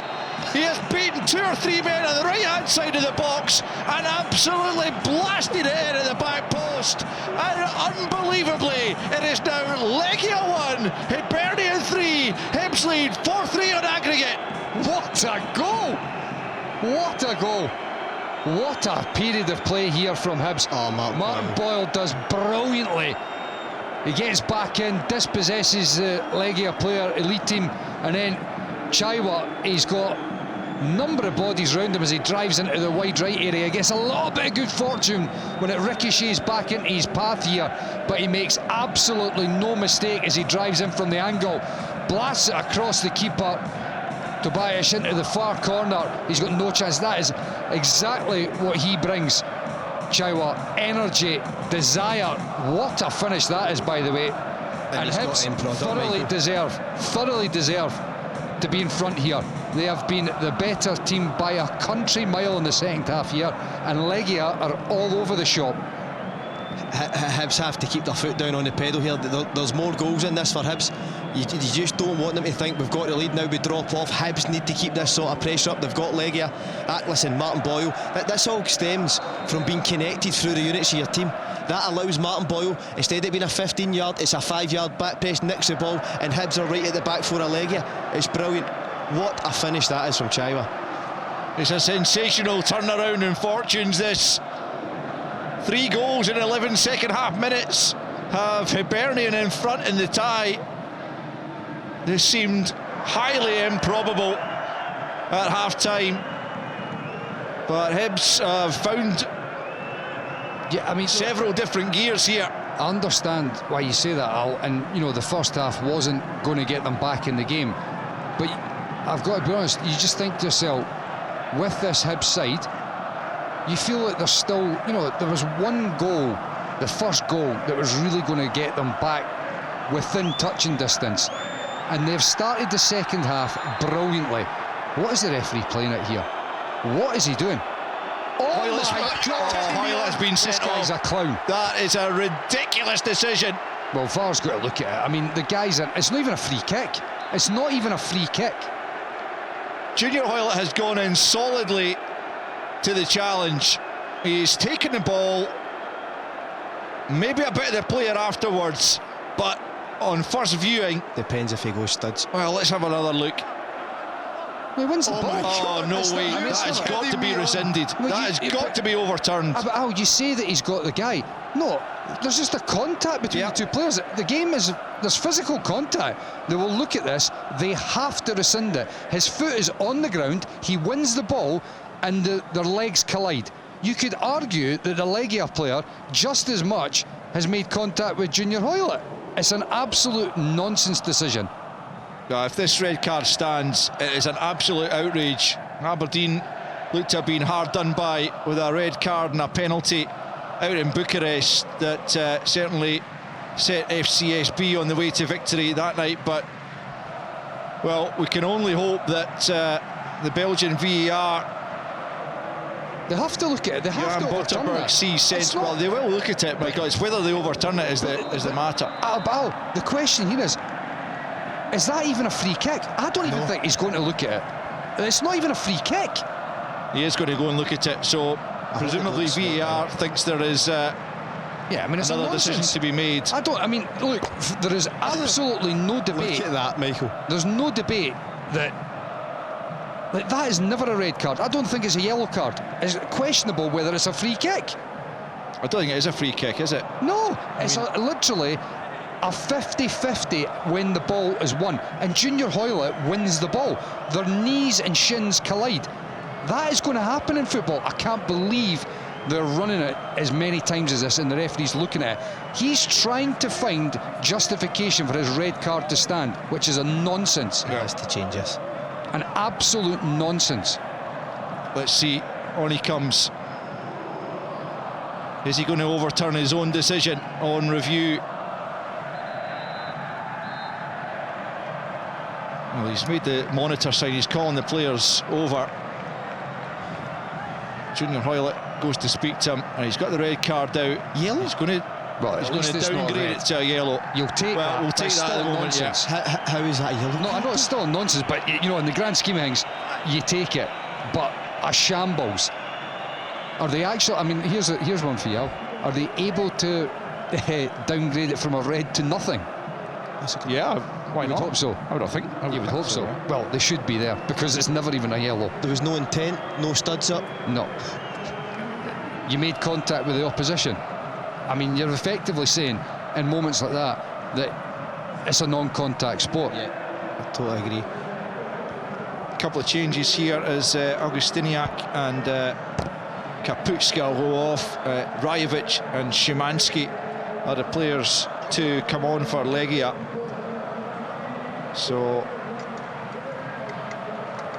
they clearly feel things need to change, because Hibernian have been so much better in the second period, and they've got the 3 goals to show for it.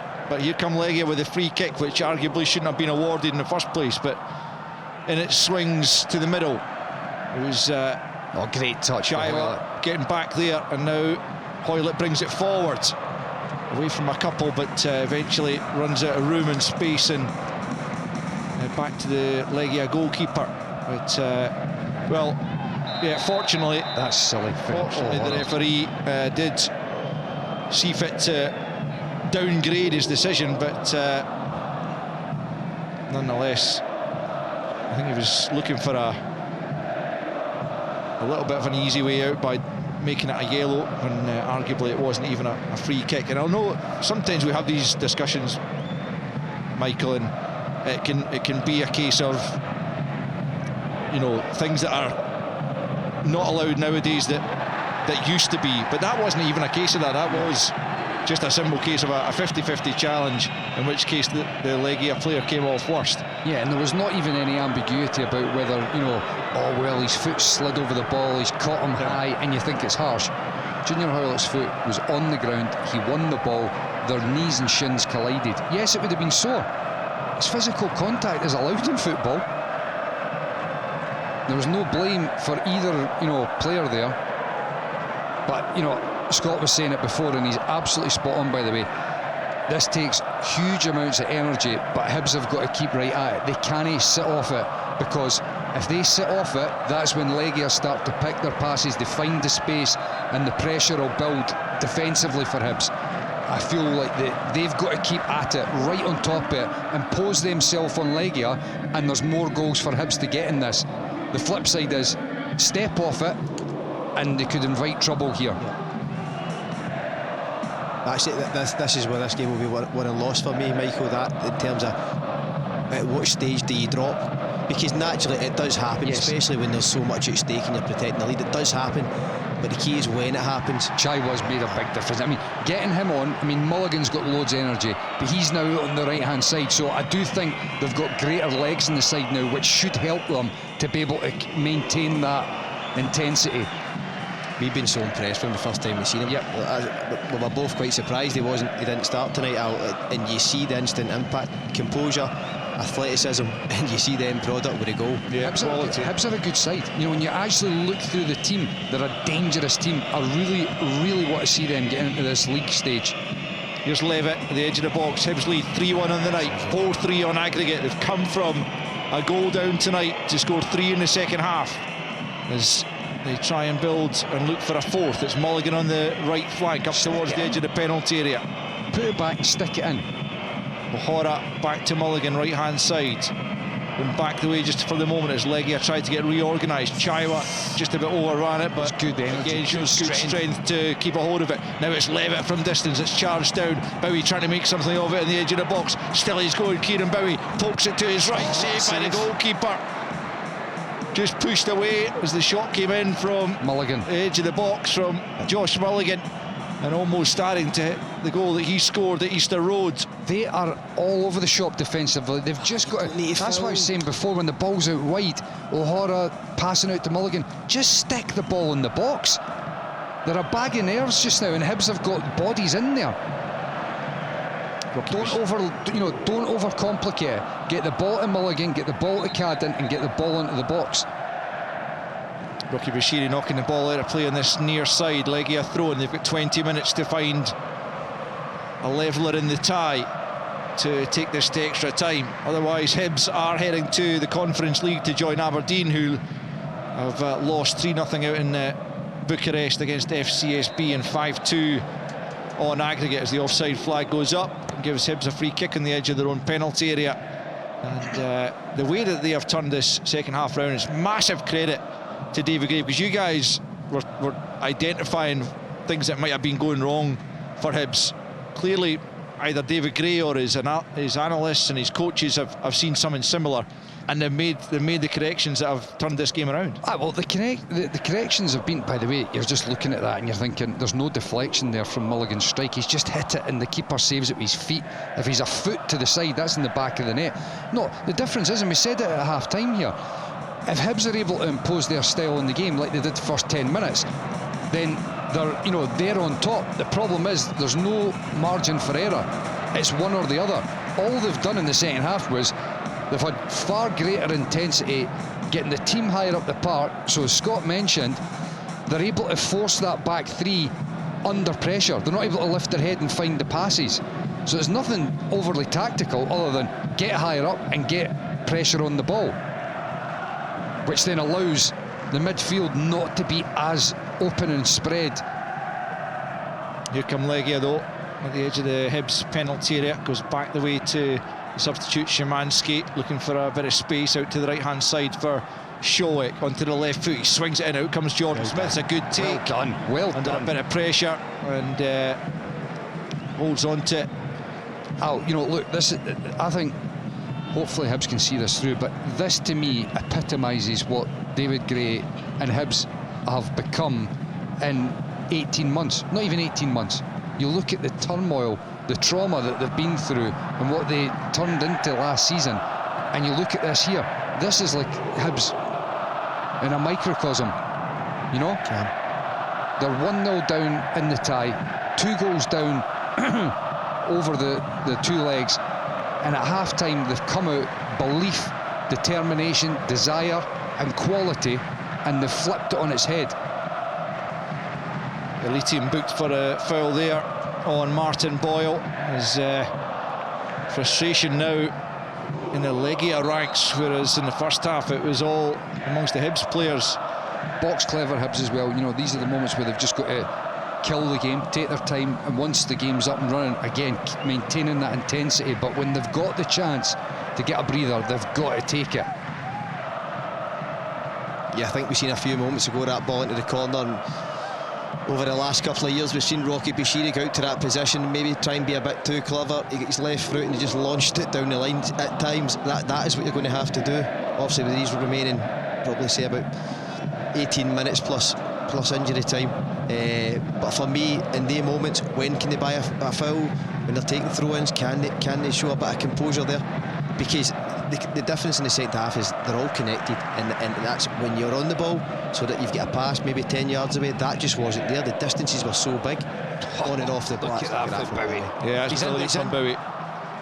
Great hold-up play, and then lays it off to Chaiwa, right-hand side. Now it's Mulligan up towards the edge of the penalty area.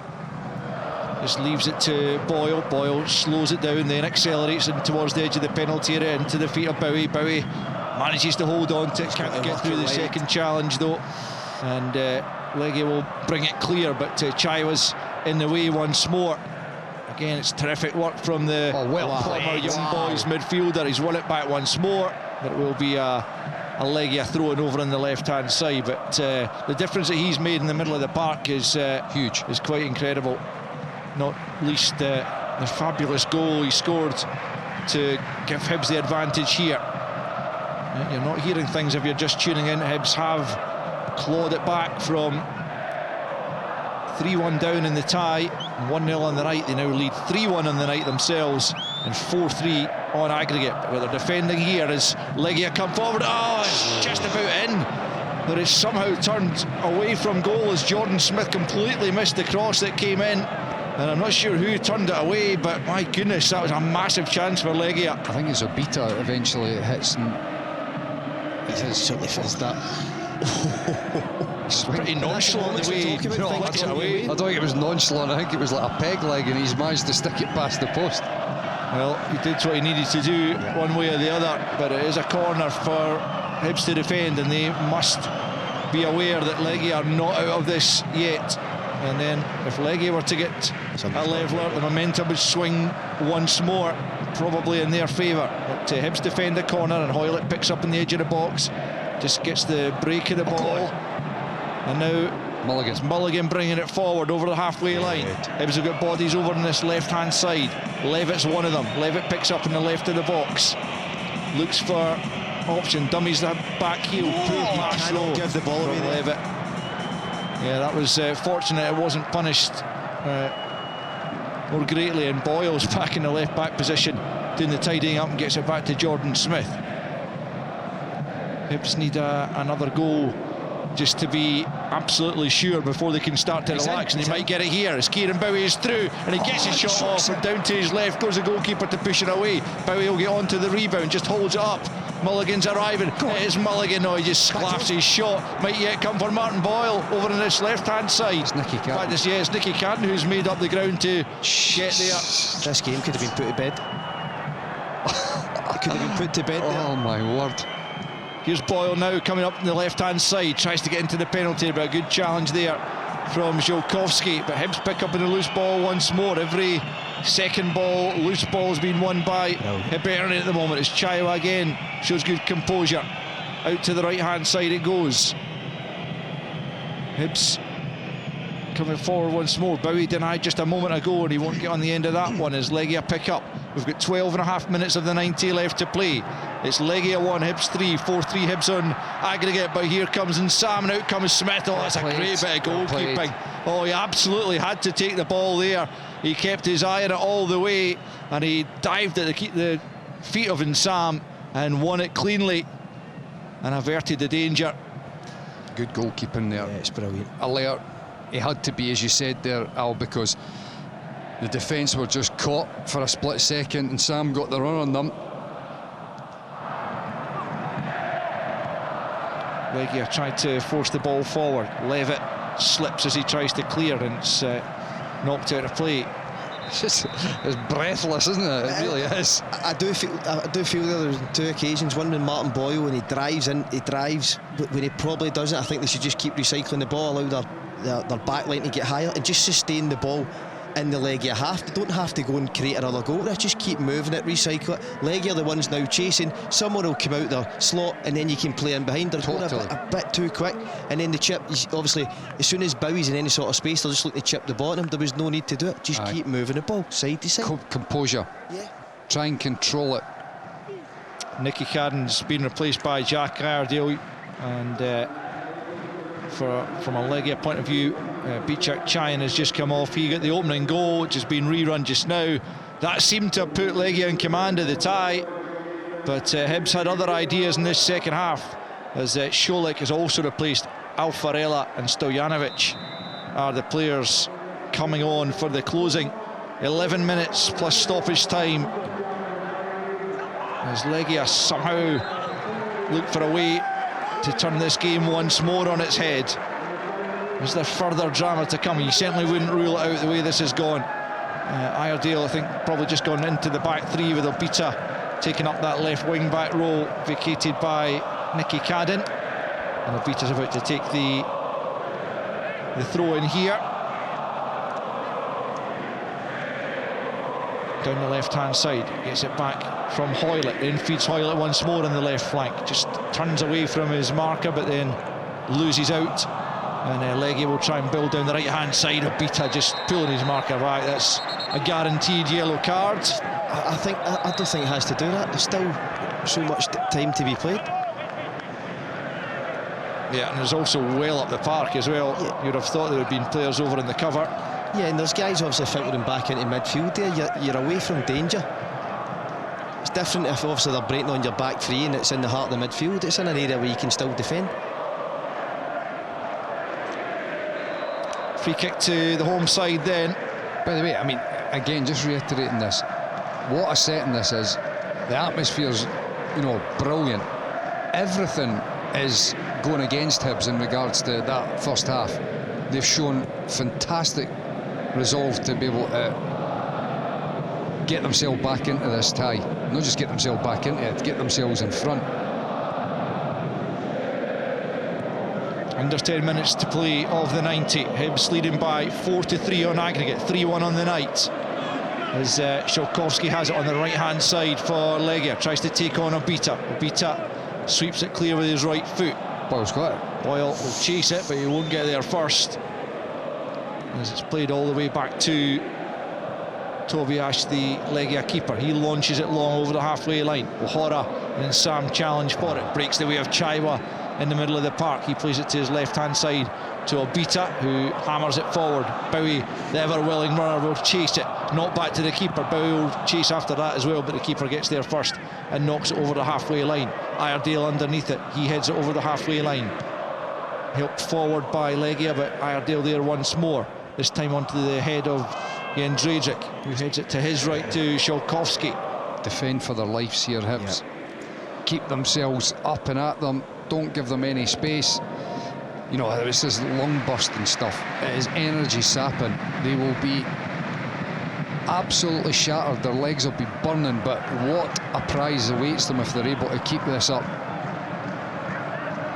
Legia looking for a leveller in the tie. It's Stojanovic coming in field from the right-hand side. Now out to the left it goes, as they look for a way through. Hibs lying deep just outside their own penalty area here as Szolkowski leaves it. It's clipped forward. It's a chance. Good save from Smith. He's offside. Yeah, now the offside flag goes up. The back heel effort was pretty audacious there from Szymanski, and Smith reacted superbly to push it away, but the offside flag is up. In any case, he's a good yard or so off, but good goalkeeping from Smith nonetheless. Yeah, he reacts quickly, brightly. It's another moment just for him to feel good about himself, even though obviously it was offside. Yeah, he's beginning to look like his confidence is restored after that. I'm not saying anything now until the game's over. Well, true. It's got a dreadful first half against Partizan. Hibs then. There's Boyle from distance. Oh, it's off the crossbar. That is the most audacious effort you'll see from Martin Boyle. Even more so than the Kieran Bowie one against Partizan Belgrade. It's sat up kindly for him. He must have been 40 odd yards from goal, and he just met it beautifully. What a strike. Unfortunately for the keeper, it comes back off the crossbar. What a strike, by the way. Oh, that would have been incredible. Oh my goodness. That deserved to go in. That deserved to just kill this tie off right now. Honestly, what a strike from Martin Boyle. He has caught that perfectly. Oh, you must have thought that was in when it left his boot. Aye. Just as Kieran Bowie did the other week. I mean, that would have topped even that. Topped it, yeah, 100% that would have topped it. Just caught it so beautifully. As it is, Hibs have a free kick over on the right-hand side as Bowie was fouled. They're running down the clock now, 6 minutes to play. They lead by 4-3 on aggregate, 3-1 in the night. Can they find another goal that would surely take this game? There's space on the edge. Beyond Legia. It's going to be Boyle to take the free kick, right-hand side, in it comes. Keeper gets something on it before O'Hara comes back to the edge of the box and off target from Levitt. As Hibs just cannot quite find another goal. Already got 3 on the night to turn this tie on its head and lead by 4-3. They are now just over 5 minutes from booking a place in the Conference League. Can they do it? Legia tried to build down the right-hand side. As the guys are saying, that Martin Boyle effort really deserved to find the top corner and clinch this tie. If you have a chance to try and catch the highlights, that is probably even more so than any of the goals worth seeing. Although Miguel Chaiwa might beg to differ. It's his goal that currently is the difference between the two sides. The substitute coming on, making a huge impact and finding Hibs' third goal on the night. Powerful effort after a terrific solo run. Legia coming forward though. Nothing happening for them at the moment in the forward areas. That is great play from Chaiwa. Yeah, he's so is that. There we go. Boyle goes down. He just needs to keep a cool head here because there's no point in getting involved in that. It's going to be a yellow card for Szymanski for a crude foul on Martin Boyle. And Boyle just needs to walk away. It all comes for Chaiwa in the middle of the park. Takes it under huge pressure. He beats 3 guys and then he slides it into Martin Boyle's path where they can go and counter-attack. Absolutely brilliant play from the midfielder. Mikey, that's what we spoke about at the top of the show in terms of how important that is. Risk with reward, but when you have that composite, it's the difference between giving the ball straight back to the opposition. Totally. And at this stage of the game, you now have a free kick inside the Legia half. You've got a good set up behind the ball. Free kick is sent up towards the edge of the penalty. Bowie challenges for it. Hoylett's in there as well, and Hoylett's won it on the left-hand side of the penalty area, trying to make more of it. He'll take the corner, and that'll do very nicely. You know, you trace this back, exactly like Scott's talking about, all comes from that one bit of play from Chaiwa, composure, strength, and then it's not exactly vision because it's not a difficult pass, but he's willing to play the ball forward into Martin Boyle's path. And now it's killed probably 2 minutes of the game at a crucial stage, and the Hibs have got an opportunity with throwing a ball into the box where they've looked dangerous. Still looking though to put this game beyond Legia. A goal now would surely do that to take them 5-3 clear in the tie. It's a corner on the left-hand side to be taken by Martin Boyle, right-footed into the near post, headed away by Sam. Hoylett picks up, and now it's Levitt. Little drop of the shoulder and keeps possession, sends the Legia player the wrong way. Now it's Hoylett, left-hand side. Hibs continuing to attack in these closing stages. Boyle slips, slides in, catches the Legia player, and that'll probably be a yellow for Martin Boyle. It's not, and Michael's book, but it is in the Belgian referees, and literally in his book. yeah. 2.5 to play of the 90. Hibs leading by 4-3. You listen to Sports Sound on perhaps the one positive night of European football for Scottish sides, albeit Aberdeen already dropping into the Conference League from the Europa after their 5-2 aggregate defeat by FCSB. But if Hibs can hold on, it'll be worth waiting for after an amazing turnaround in this tie. They looked arguably dead and buried at half-time, 3-1 down in the tie. They have scored 3 second-half goals without reply, but here they are having to defend. Brilliant play from Mulligan. Yeah. That is absolutely sensational stuff at this stage of the game, and it's everything that we've just been talking about. The energy. He doesn't even look tired, mate. No, and the power. He's 1v1. It looks like the wide man's got the better of him, and then he's just strength, gets his body back in, ushers it out for a by kick. All these little moments that make such a difference for the team as a whole. Instead of perhaps, having to defend a ball into the box, instead of having to defend a corner with a slide tackle or something, it just peters out to nothing. It is so important. Just minutes away from clinching a place in the Conference League proper. Hibernian returning to European football proper since the dark days when Michael Stewart wore the green and white of 05-06 when they lost 5-1 to Dnipro in the UEFA Cup. It's pronounced Dnipro. Thanks, Michael. He's been on you tonight. Martin Boyle is making way in these closing seconds. What a shift. As Kanayo Megwa is going to come on. He's been ushered off by the referee already on a booking. He just needs to leave the field of play as Megwa will come on for what remains. Also a change here for Legia as Ilya Škurin comes on for Jędrzejczyk. That's got to be an attacking change as they must go for broke. Yeah, they're going to put 4 up front.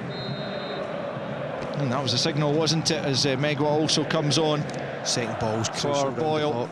We have played the 90. 7 minutes added on. And Hibs, 7 minutes now from Conference League football. Where did they get 7 for?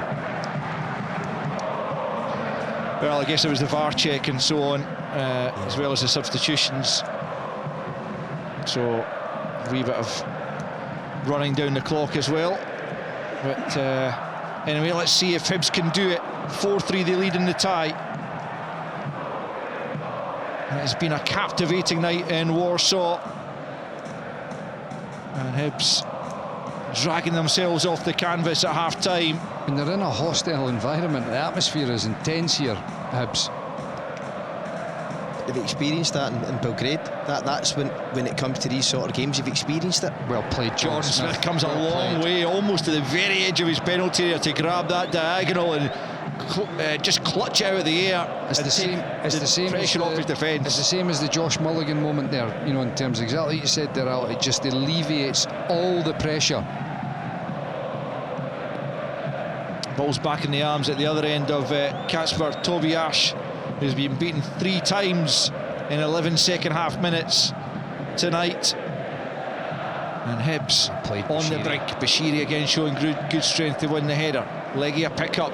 Hibs just dropping deep, looking to defend this lead. Megwa looking to hold up on the left-hand side as Legia come forward. Megwa goes out once more. The ball's clipped in towards the back post. Obita gets the shout and just backheads it out of play in this near side for a throw-in to Legia, down near the corner flag, about 10 yards perhaps away from it.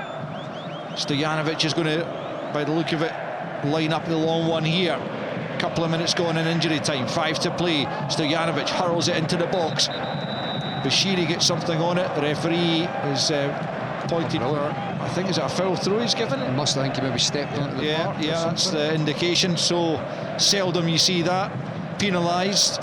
There's a good few in Almaty the other night that went unchecked by the officials, but this time the Belgian referee is on his mark to penalise Legia for that, and Iredale will take this throw and then deep in his own half. Gets plenty distance up towards the halfway line. Bowie unable to get anything on it. Comes to Chaiwa, he just thumps it up towards corner, the edge of the penalty area. They've got that's two occasions between Jordan Smith from one of the kickouts and Chaiwa. Just kick it to the corner, let it go out for a throw in, and then you can get round about it. Here come Legia, left hand side. Time running out for them to find an equaliser. Into the box. Oh, they've got it! A nightmare for Hibernian as the lead team latches onto the loose ball in the penalty area and just fires it beyond Jordan Smith with 4 minutes of stoppage time to play. Legia have dragged themselves level once again. It's an incredible night here in Warsaw. It's Legia 2, Hibernian 3. It is 4 apiece on aggregate. Josh Mulligan is screaming at his team, and no wonder. He's playing now in the centre of the park. He's having to charge across because Megwa is inside the box. There's no pressure on the cross, and then it drops inside. That ball should not be coming into the box so easily like that. Vinagre is able to throw it in acres of space because the wing back isn't out in the wing back position. Mulligan's having to go from a central area out wide, and he can't get there. No, it's heartache for Hibs in injury time as that lead they had disappears. Here they come though, looking to re-establish it in the final couple of minutes. It's Obita, he's one inside a corner. Come on. Well, I guess, yeah, that's just an experience perhaps shown by Megwa, not just quite knowing where he should be in such moments. Well, I mean, I don't know whether he's been instructed to stay narrow or whatever. I can't imagine that, but the team as a whole, they should be pushing across there. It wasn't as if the ball was over on the other side. Here comes the corner from Hoylett. Can Hibs snatch the victory? At the death here, swung to the back post. Out comes the keeper, gets 2 hands to it, pushes it out to the far side. Mulligan will keep it in over on that right flank. Puts it in fields. Chaiwa's managed to make something of it. Now Obita, and then back to. The incredible thing is, Megwa. Mark's ball hits the crossbar. Here come Legia looking for a late winner. Who's it going to fall for? And it's managed to scramble clear by Iredale, I think, in the end, as Hibs lived dangerously in the closing seconds. You think Hibs have actually had the chances to score the 4th on the night and put the game out? Well played, John Smith again. Yeah, comes a long way and takes a cross and bowls it out for Mulligan, who's still fully running somehow. Brilliant. It's away from, runs across one Legia player, still he's going, needs support, plays it infield. In the end it's aimless. He just ran out of ideas and legs in the end, and Legia pick up. A minute to play of injury time. Legia 2, Hibs 3, 4 all on aggregate. We are heading once again for extra time as you can see Mulligan again telling Megwa he needs to slide across. That's good defending, but O'Hara needs to be telling him as well. Yep. But this comes back to what Scott's talking about again, where defenders, they're more than happy and actually want guys to be standing around them. O'Hara, as the right-sided centre-half, has got to be telling Megwa, get out. You're standing next to me and you're just filling a space. well, Edward, stop the cross coming into the box and the goal doesn't happen. It's all those little things that we've just been talking about before, where the moment before when Mulligan ushers the ball out and it goes out for a back kick, the moment when it's in the middle of the park and Chaiwa takes it and turns and drives forward, and then they get a corner out of it, all those little things that change the game. That moment, stop the cross coming into the box. The goal doesn't happen in injury time. As you see, Edward Yardarescu looking a good deal happier than he did just a few minutes ago. His side now looking bound for extra time. But Bashiri has to just go back there, take no chances, knock it out of play. We're beyond the 7 minutes, added on. 4 all in aggregate. Honestly, Mikey, I go back to the clearances as well, and I know it's such a small detail, but it's the difference between having a team penned in the furthest place they can be from your goal. Instead it runs through the goalkeeper, it takes a quick throw and it's out the other side, and you're at 6s and 7s getting back in. Well, the only thing is, it could get worse here for Hibernian, because Legia have got a late corner. It's got to be just about the last act of the game here. Elite team, the man who is looked like he's going to force extra time, is going to take the corner on this left-hand side. Surely there is not further drama inside regulation time. Hibs managed to get it clear, and there's the full-time whistle. Well, in fairness, you'd have taken this at half-time, but with Hibs having put themselves in such a brilliant position with 3 second-half goals to completely turn the tie around, it feels almost like a defeat in the end after Legia grabbed a goal back in injury time to make it 3-2 Hibs on the night and 4-all on aggregate. But it has been a quite sensational game in which Legia went 3-1 up in the tie, 1-0 up in the night after 14 minutes when Bichakchian fired past Jordan Smith, and Hibs to an extent looked dead and buried. But a team talk perhaps at half-time from David Gray looked to have inspired them as they came out firing in the second half and got 3 goals within 11 minutes. In the 50th minute it was 1 apiece. Nicky Cadden finding Bashiri in the 6-yard box, and he headed in to equalise on the night. Moments later, Bashiri was involved once more as he chested into the path of Martin Boyle to lash home and make it 2-1 in the night before Chaiwa, with an incredible bit of skill and then a finish from the right-hand side of the box, made it 3-1 and put Hibs in front on the tie for the first time. It looked like they were heading for the Conference League proper, but into stoppage time, Elite team fired in a loose ball to make it 3-2 Hibs on the night, 4-all on aggregate. And that's how it stands. Right now we are headed for extra time. Hibernian in the UEFA Conference League playoff round. Live on Sports Sound. From BBC Radio Scotland. This is our BBC. It's a dry day ahead of us. It can take us anywhere. I hear we're going on the beach. Raise questions. So let's try and join all the dots. Bring us down to earth. Floating in a spacesuit. We can share it with others. Joining us live at the Royal Albert Hall. Raising billions. Children in need! Join millions of people. Other creatures are also listening. Building our future. The BBC has put £5 billion into the economy. There's a BBC for each of us, funded by all of us. This is our BBC. And this is Sports Time with me, Richard Gordon, where after a wonderful effort in the second 45 minutes, Hibernian were so cruelly denied victory. Extra time to follow. It didn't go well for Aberdeen in Bucharest. They were absolutely in control. They were absolutely fine up until just before half-time. Alexander Jensen penalised by the referee for a handball.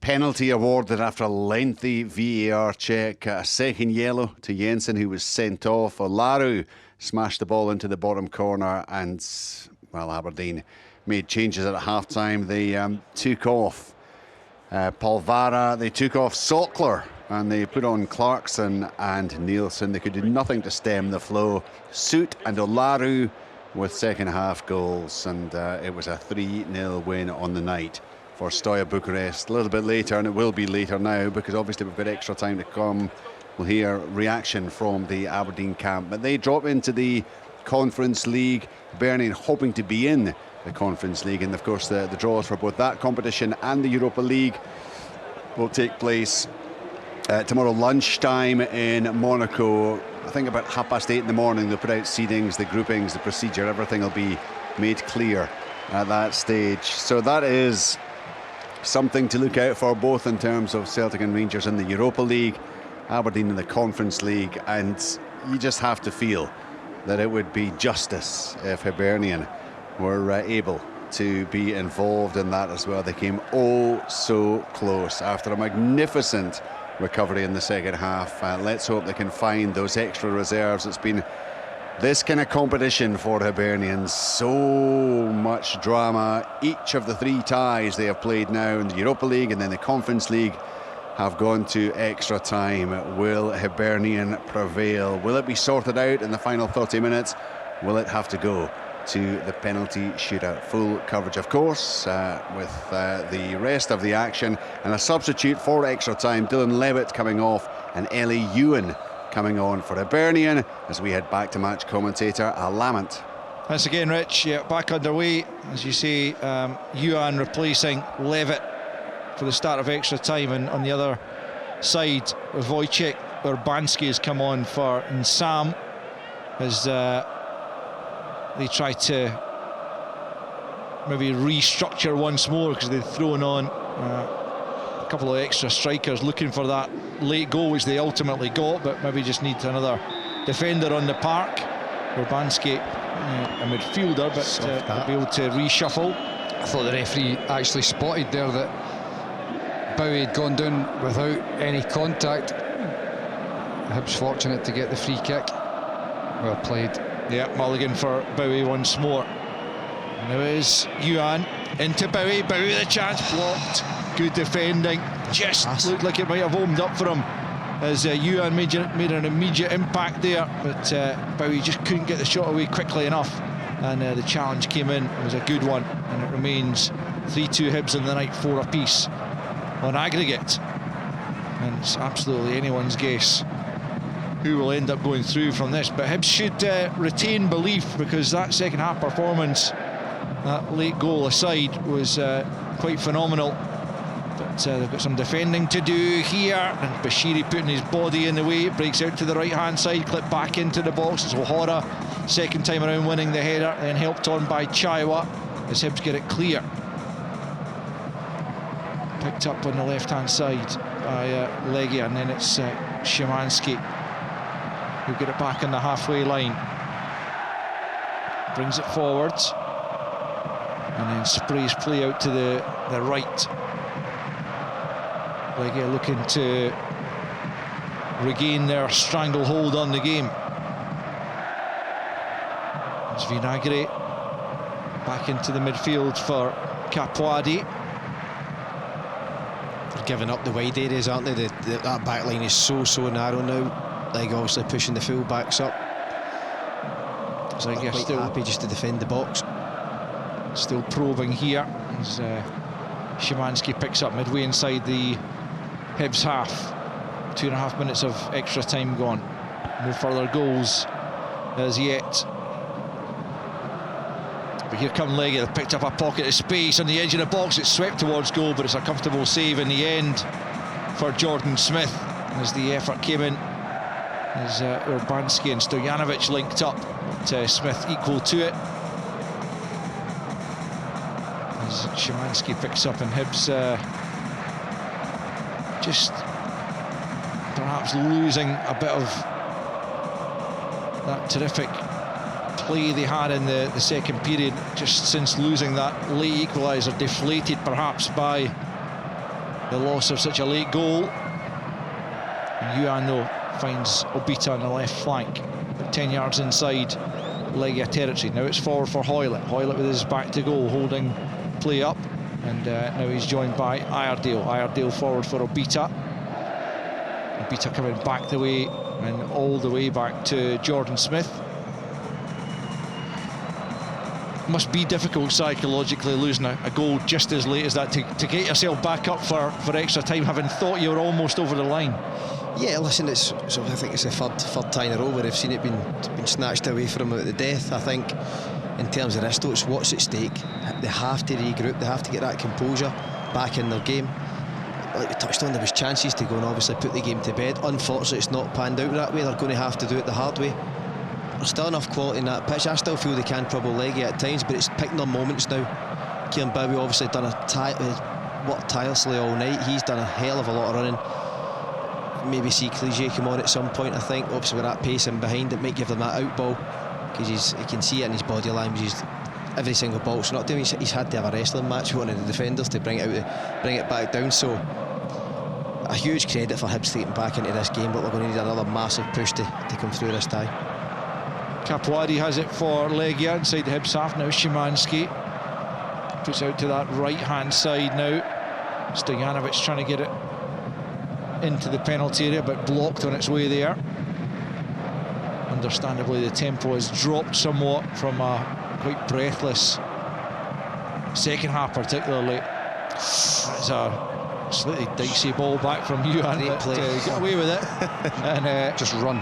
Here it comes once more to Yuan, right hand side in an attacking area. Into the box he comes. Can he get it away on the left foot? Thought it might have opened up for a shot there, but instead he finds Obita left hand side. Obita will try and get it into the box. That comes off the back of the defender, and Legia get it clear. And it's good hold up play there by Rajovic. Rajovic now will bring it forward, holding off Chaiwa behind him, slips it into the right hand side. Urbanski now, right hand side of the box. Time here for the shot to come in, and it's Stojanovic who fires over the crossbar from a good position. Just lost his composure in the end, fires over the top, and it remains after 96 minutes almost. Legia 2, Hibs 3, 4-all in aggregate. My frustration levels with Eli Yuhan, just decision making, you know, vital moments there where you're getting into the final third. Josh Mulligan's running behind, either slip him in or running and hit the byline yourself. You're cutting back inside into bodies. Just use your one major attribute, pace, and run in behind. Bowie battling away, but eventually losing out almost to 3 Legia players ganging up on him. But Hibs pick up once more through Iredale, who'll just roll it back to Jordan Smith, who immediately fires over the halfway line. Chaiwa tries to help it on, picked up though a loose ball by Legia. Kafwari back in field to Żołkowski. Now it comes to the left-hand side for Vinagre, up against Megwa. Megwa just stands his ground, but the referee felt it was an obstruction, and he gives a free kick to Legia in a decent position. Left-hand side. Certainly an opportunity this to test the Hibs backline as Clige looks like he's about to make his entrance. Getting a final couple of words from David Gray. Missed a big chance in that first leg, a glancing header that went wide. Could he be the man to come on and win it for Hibs? So they've got to ensure they stay at least level for the moment as Vinagre lines up this free kick on the left-hand side. Left-footed wing-back. Swings it into the area. It's a good area, but it's Chaiwa who gets his head clear, not back in by Alfarella. Hibs get it clear once more, only as far as Alfarella a second time. Mulligan steps in to stop him momentarily, but Legia retain possession, and then it comes to the box once more. It's lashed into the net. Legia in front. Rajovic, the substitute, blasts it beyond Jordan Smith, and Legia once more take charge in Warsaw. What a game this has been, but now it's the hosts who move back in front on aggregate, 3 apiece on the night, but it is Legia 5, Hibernian 4.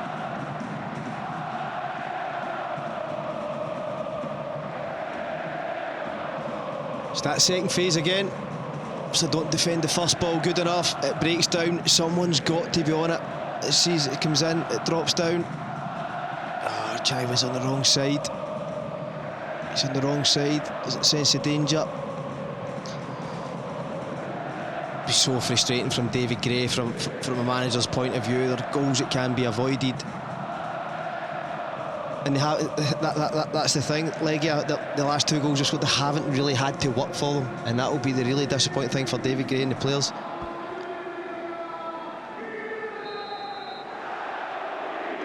Well, Milita Rajovic, just a second goal for the Dane for the season, but it could be an absolutely crucial one. Still plenty of time though left for Hibs. They have done it once, come back from the dead. They can do it again as Yuan battles away on the right-hand side of the box. He's done well. He's won possession. Here's Bowie. Bowie goes for goal straight at the keeper. Pushed away by Tobiasz as Hibs look to respond immediately. But they trail 5-4 now on aggregate. 3 each on the night. It has been a topsy-turvy game as Alfarella tries to thread one through the middle of the Hibs defence, but it goes all the way through to Jordan Smith. We've got just over 5 minutes left in the first period of extra time, and Hibs trail once more on aggregate. Forward comes Yuan. Megwa now right hand side, low ball in. Bowie trying to make something of it, keeps it alive, gets it back from Yuan, right hand side of the box, and then he gets it all wrong as he tries to, I think, flash it across goal, but either way he just slices it over the top, and it will remain Legia 3, Hibs 3, 5-4 on aggregate. Just tired, that's what it is, it's tiredness. As you see, back to the moment where Yuan does really well, manages to win it back, slips it inside to Kieran Bowie, has a good strike, but it's just right down the throat of the keeper.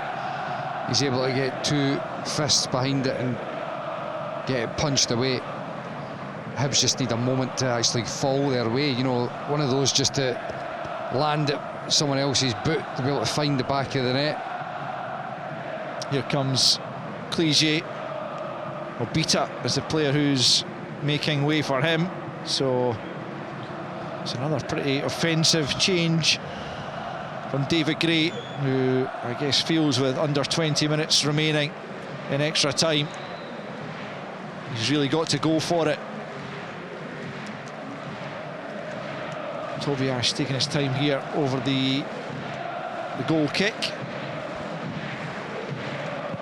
I mean, players are absolutely shattered, and that is completely understandable. The disappointment is, as Scott was talking about, it's a couple of moments where the crosses have been able to get put into the box too easily, that Legia have been able to score from. They were 3 minutes away, 3 minutes away from seeing the game through, and they deservedly would have got through. Now they've got it all to do again. They've got to keep believing that they've got 20 minutes here to find a goal. Legia looking to get the ball forward here down the left-hand side. Hora does well at the back, almost gives it away, but does find Yuan right-hand side. Poor pass from him, not sure what he was trying to do there. He just needs to run. Yeah, he needs to get Hibs up the pitch, try and draw in a foul, a moment. He's not on there to hit diagonal balls for his own half. Certainly not on that evidence. No. A couple of minutes left of the first period of extra time. Hibs 5-4 down on aggregate now after the extra time goal from Mileta Rajovic. Chaiwa picks up in the middle of the park, another superb bit of play as he turns away from his marker. Just dropped the shoulder there and left him for dead. Hoyle it into the penalty area, headed away by, what a touch, Julowski. Chaiwa once more continues to impress. Megwa into the feet there of Mulligan, out to the right hand side to Yuan. Yuan on the right flank just rolls it back to Megwa. Megwa onto the halfway line to O'Hara, who will look up and try and find the feet of Bowie. Bowie just unable to hold it up on that occasion. Anytime Bowie receives a ball into feet or into his chest as a midfielder round about him trying to pick up the bits. Yeah, in addition to the defender right up his backside as well. Yep. They realise what a threat he can be in terms of his hold-up play. Hibs have it, left-hand side. 5-4 they trail on aggregates. Bashiri, whose goal started the comeback. Hibs are not out of this yet. It's Megwa. It's a poor touch and he eventually just ends up buying the throw-in. Fortunately for him, off Alfarella. And takes it to Yuan. Yuan. What? That's another poor attempted pass from Eli Yuan. But equally, it's a slack clearance from Vinagre, I think it was. I mean, they're not comfortable. I mean, Hibs just need to somehow, by hook or by crook, get themselves at the park. Because there's another goal here for Hibs, there is no doubt. They're still a bag of nerves. Just get the ball in the box. There's Iredale. Into that's a foul, ref. Hoyle, nothing given. As Legia emerge with possession, they just hoist the ball down the park into the corners, as Scott was asking Hibs to do late in normal time. O'Hara knocks it out of play. Just get the last few seconds of the first half of extra time to play. 3 each on the night. 5-4 Legia on aggregate. Hibs were, as Michael says, within a matter of moments of progressing to the Conference League before the late equaliser was fired in by Elite Team. And then Rajovic has made matters worse by putting Legia in front in extra time. We're into a minute of stoppage time at the end of this first period. Throw into Legia, won back by Hibernian momentarily. Bashiri now just plays it forward down the left-hand side, returned by Urbanski and knocked out of play. It's very scrappy at the moment, a lot of tired legs, so many changes to personnel as well. It's become much more disjointed, much less cohesive play from both sides. As the ball's nodded back to Tobias, who'll race across to the far side of his box here before eventually picking it up under pressure from Clige, just winding down the clock as much as possible. And there's the referee's half-time whistle, and the story has taken another twist as Legia themselves have come from behind to now lead the tie on aggregate, and with just 15 minutes to play at half-time and extra time. The scoreline reads Legia 3, Hibernian 3, and it's 5-4 to the Poles on aggregate. Hibernian in the UEFA Conference League playoff round. Live on Sports Sound. From BBC Radio Scotland. Just 15 minutes remaining of what has been a remarkable tie. When you think back to that first leg, Hibernian 2-0 down halfway through the second half. It looked as if they'd gone 3-0 down. The goal ruled off by offside by VAR. Josh Mulligan gave them hope, only to see that hope, apparently dashed early on in this second leg. But in the second half, after the restart, Hibernian absolutely magnificent. Bashiri, Boyle, Chaiwa, 3 goals in the space of 11 minutes. It looked as if Hoylett was about to be sent off. The referee rightly overturned his ridiculous decision. And just when Hibernian were edging closer to what would be a notable victory, Elite Team with that goal 3 minutes into stoppage time, which sent the game into the extra time periods, and Rajovic smashing the ball into the roof of the net to give Legia Warsaw the overall advantage. It is still 3-3, just 1 goal for Hibernian, and we'll head into that penalty shootout. They have given their all. Let's see if they can find some extra reserves of energy for the last 15 minutes of this one. Aberdeen out, of course, are out of the Europa League at least. Beaten 3-0 by FCSB. They now drop down into the Conference League, but the game swung on another controversial decision. The referee, after a lengthy VAR check, penalising Alexander Jensen for handball at a point where Aberdeen had looked very composed and had been handling the match fairly comfortably at that point. Off he went. Olaru scored a penalty. 2 more goals in the second half, and it was FCSB who progressed into the Europa League. Can Hibernian find something? Let's find out as we return to Scott Allen, Michael Stewart and Al Lamont. Thanks again, Rich. Hibs on the attack at the start of this second period of extra time, but we couldn't get the shot away, and Hibs forced back the way to the halfway line. It's O'Hara for Bashiri. Bashiri just inside the Legia half, plays it short to Chaiwa. Chaiwa lifts it down the right-hand side, can't find Megwa though, and picked up by Alfarella. Comes off Chaiwa, and it's going to be kept in by Yuan.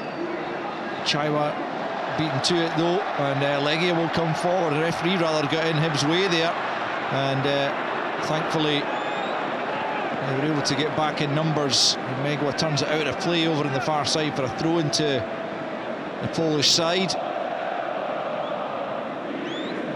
The referee just blocked Josh Mulligan off as he was trying to close them down. Legia have the throw in then on the left flank. They're in absolutely no hurry at this stage. leading as they do by 5-4 on aggregate. Listen to Sports on here on BBC Radio Scotland. Great drama on this Thursday night. But unfortunately, at this stage, things going against Hibernian just as they looked like they were going in their favour. Legia pick up right-hand side, but they've given it away as Iredale steps in.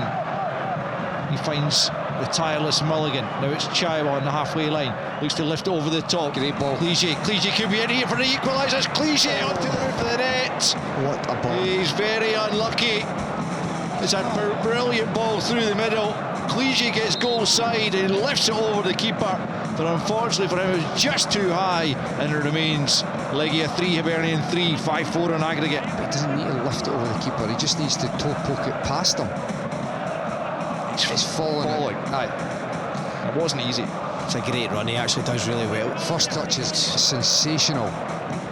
The defender, Kapwadi, has just been able to put enough on him to force Clige to lose his balance and not be able to get the strike away properly. It's gut-wrenching for Hibs. These two games have had some amount of chances, some unreal chances at that. It certainly shows that Hibs are more than capable of carving out another opportunity or two. Can they take one of them and force penalties? It's a throw in to Hibernian left-hand side, just inside their own half. Bashiri takes it back the way to O'Hara and out to the right-hand side for Megwa now. Megwa coming up towards the halfway line. Forward it goes to Clige. Does well to hold on to it out to the right-hand side. And now Megwa in field to Chaiwa. Chaiwa for Bashiri now, crossing the halfway line. Out to the left for Iredale. Iredale looks to get it back again from Hoylett. Iredale's done well to keep a hold of it, just can't poke the ball through for a teammate though. Bashiri just tries to fire it forward. Did it come off a Legia player? Not in the official's view. And behind for a goal kick. We've played almost 109 minutes. It's Legia 3, Hibernian 3 on the night. 5-4 to the polls on aggregate. David Gray, looking at his watch, knows that time is against his side. They have given so much to this game. Can they find just that little bit extra? Here's Iredale, left-hand side, plays it forward, looking for Clige in the left channel. No support up with him, it's still Clige trying to go past his man, but there was never any chance he was going to be able to keep that in. And it's behind for a goal kick. Again, just a little bit of inexperience perhaps on the striker's part there. It was always unlikely he was going to be able to find a bit of space between Kapwadi and the goal line. Just come back out there with the ball and allow players to get into the filter their way into the box. 10 minutes to go. Hibs trailing by a goal. A wee bit of good fortune for Hibs here as well. You think about Martin Boyle's strike that hits the crossbar. I mean, that goes in, it's game over. There is no way Legia are getting back in at that point. A wee bit of good fortune to go their way here. A break in the box. Something that just falls for one of the Hibs players. There'll be more chances in the game, there is no doubt about that. There's Bashiri on the halfway line. Looks one way then the other. Plays it infield to Eliuan, central area. Forward it goes to Mulligan. Mulligan now is taking a shot on from distance. That was the wrong option. He was way too far out for that to ever be likely to be effective, and he had players. Kieran Bowie's on the edge of the box in space. It's not the worst strike in the world in the end, but there are players, exactly like Scott said, there's guys that are in front of him there that are in a wee bit of space as well. Easy taking the end for Tobias, who eventually thumps it long onto the head of Bashiri. It goes. Hoylett trying to bring it down the left-hand side. Banski in the way.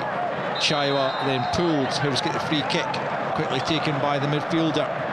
Hibs in a hurry. 9 minutes to find a goal to force penalties.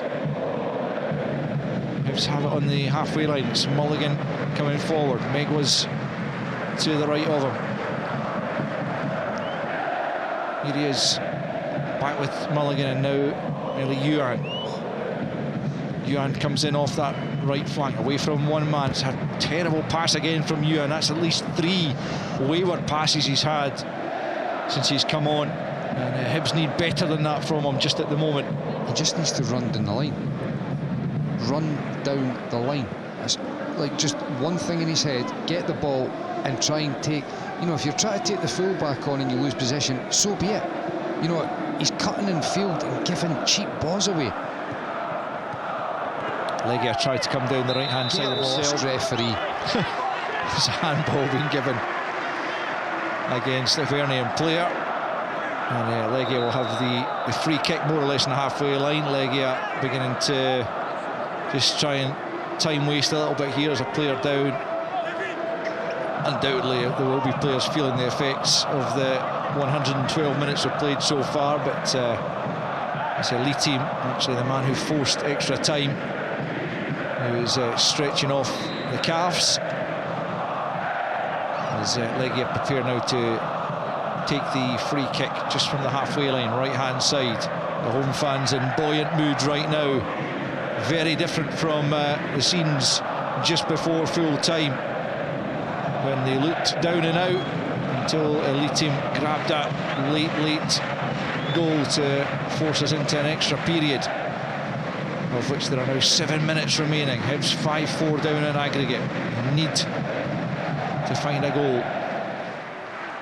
Can they summon the energy to create something meaningful? Down the left-hand side they come. It's out of play for a Hibs throw-in. Quickly taken by Iredale, back the way to Bashiri. Bashiri about 15 yards inside his own half.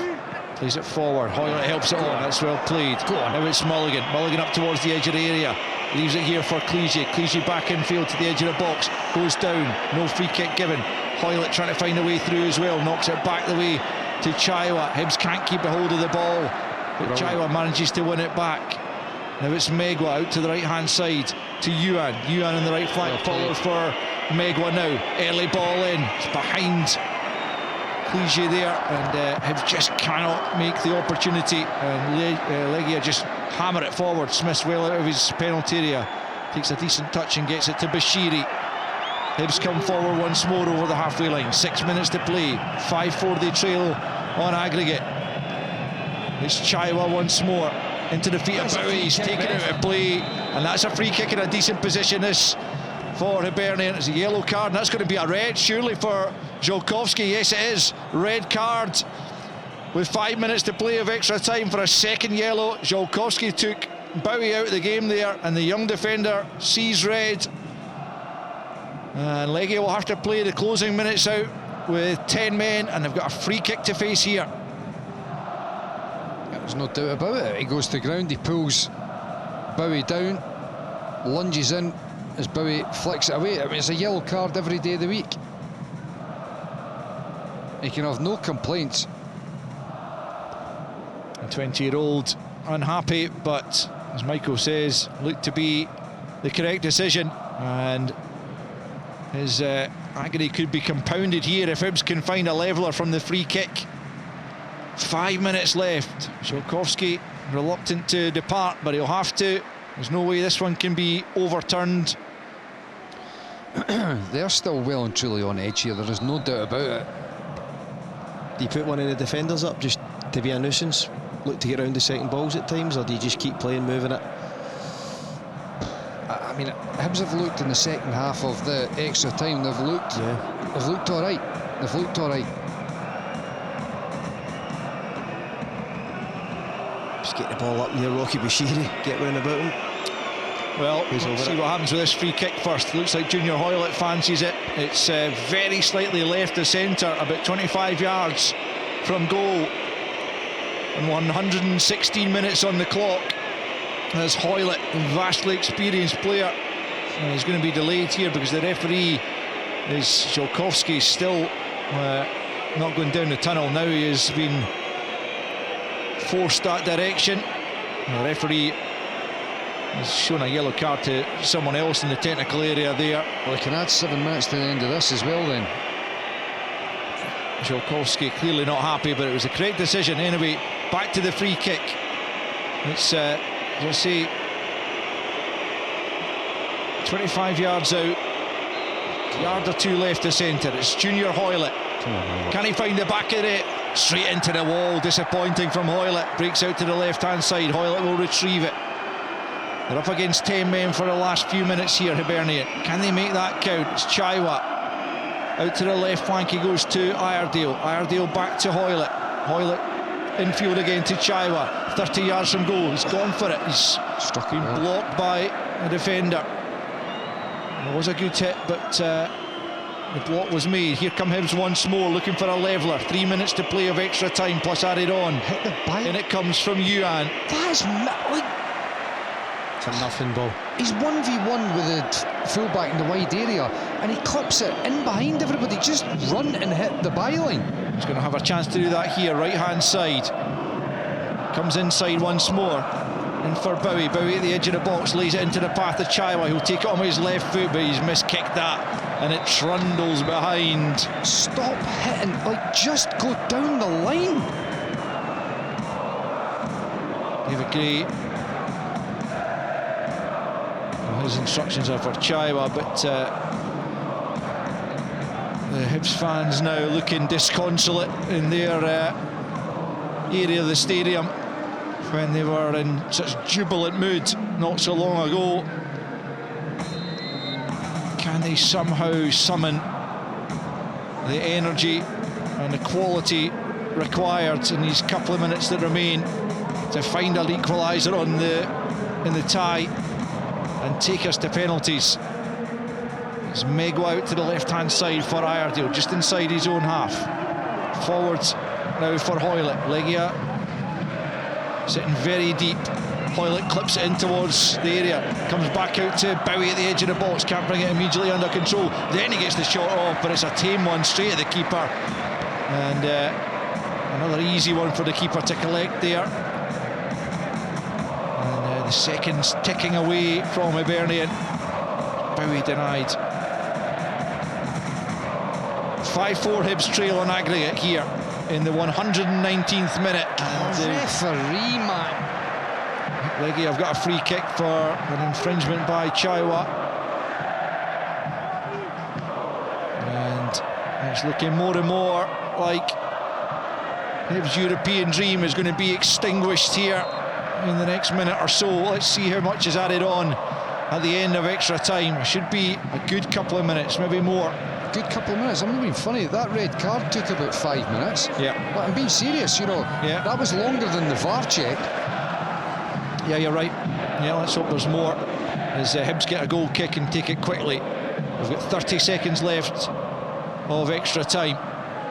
Chaiwa plays it to his right to Megwa, and it was back in field to Chaiwa. Still a good 20 yards inside his own half.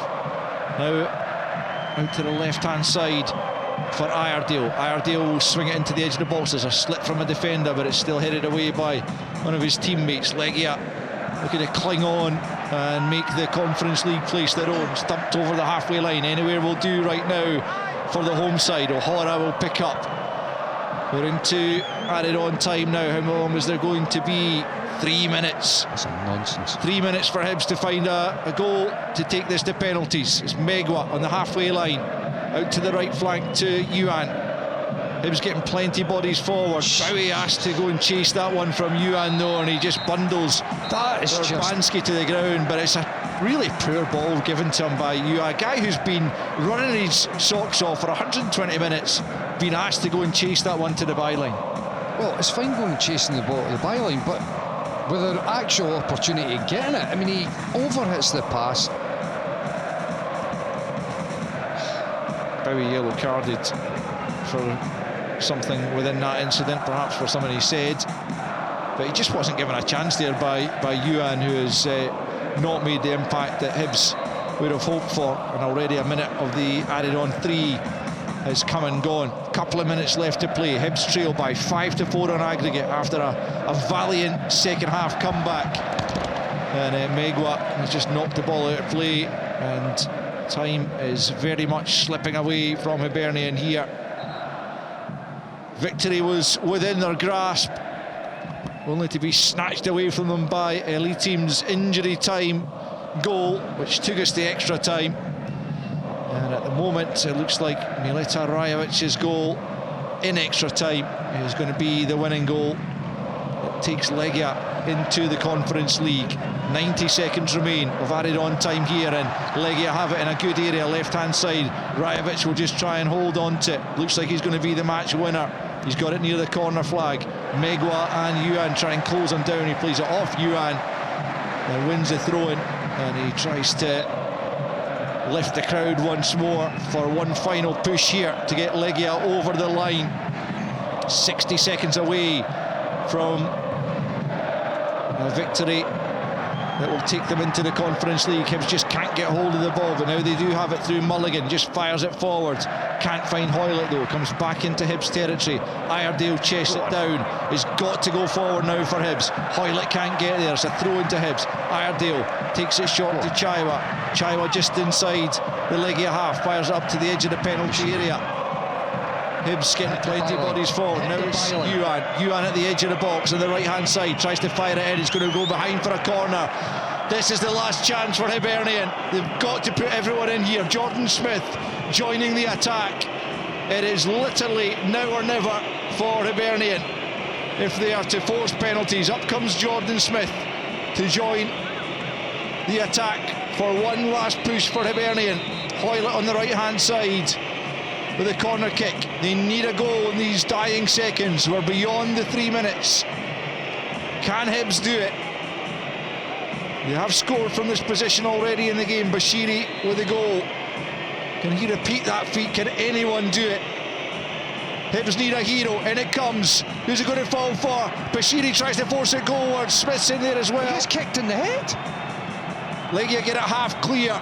He's been Hibs kicked pick in the up head. once more. Still it comes back into the area. There's the header. Oh, it's a brilliant save from the keeper to push it away. He's been kicked in the head. Now the referees stop play. Rocky Bashiri's been kicked in the head. It's a penalty kick. Well, Legia don't think so, because they are celebrating a save from Tobias. Well, they need to look at it. Rocky Bashiri goes to head the ball and he gets kicked. That's certainly what it looked like in open play. Well, let's just see what transpires. There was a real muddle in there. Well, the replay we're seeing is not safe. It's Bowie's header. It's clawed away by the keeper ultimately. Well, they've conveniently just missed the incident where Bashiri gets kicked in the head. I mean, what a save that is. That's going in the corner. The referee has blown the full-time whistle. If there was any VAR check for the Bashiri incident, it has gone and been checked and been cleared. And Hibs, valiant as they were, have crashed out of Europe. How can they honestly blow the full-time whistle when... I think that's an absolute nonsense. Well, we haven't had a chance to see that incident back, but presumably VAR will have seen it, will have checked it.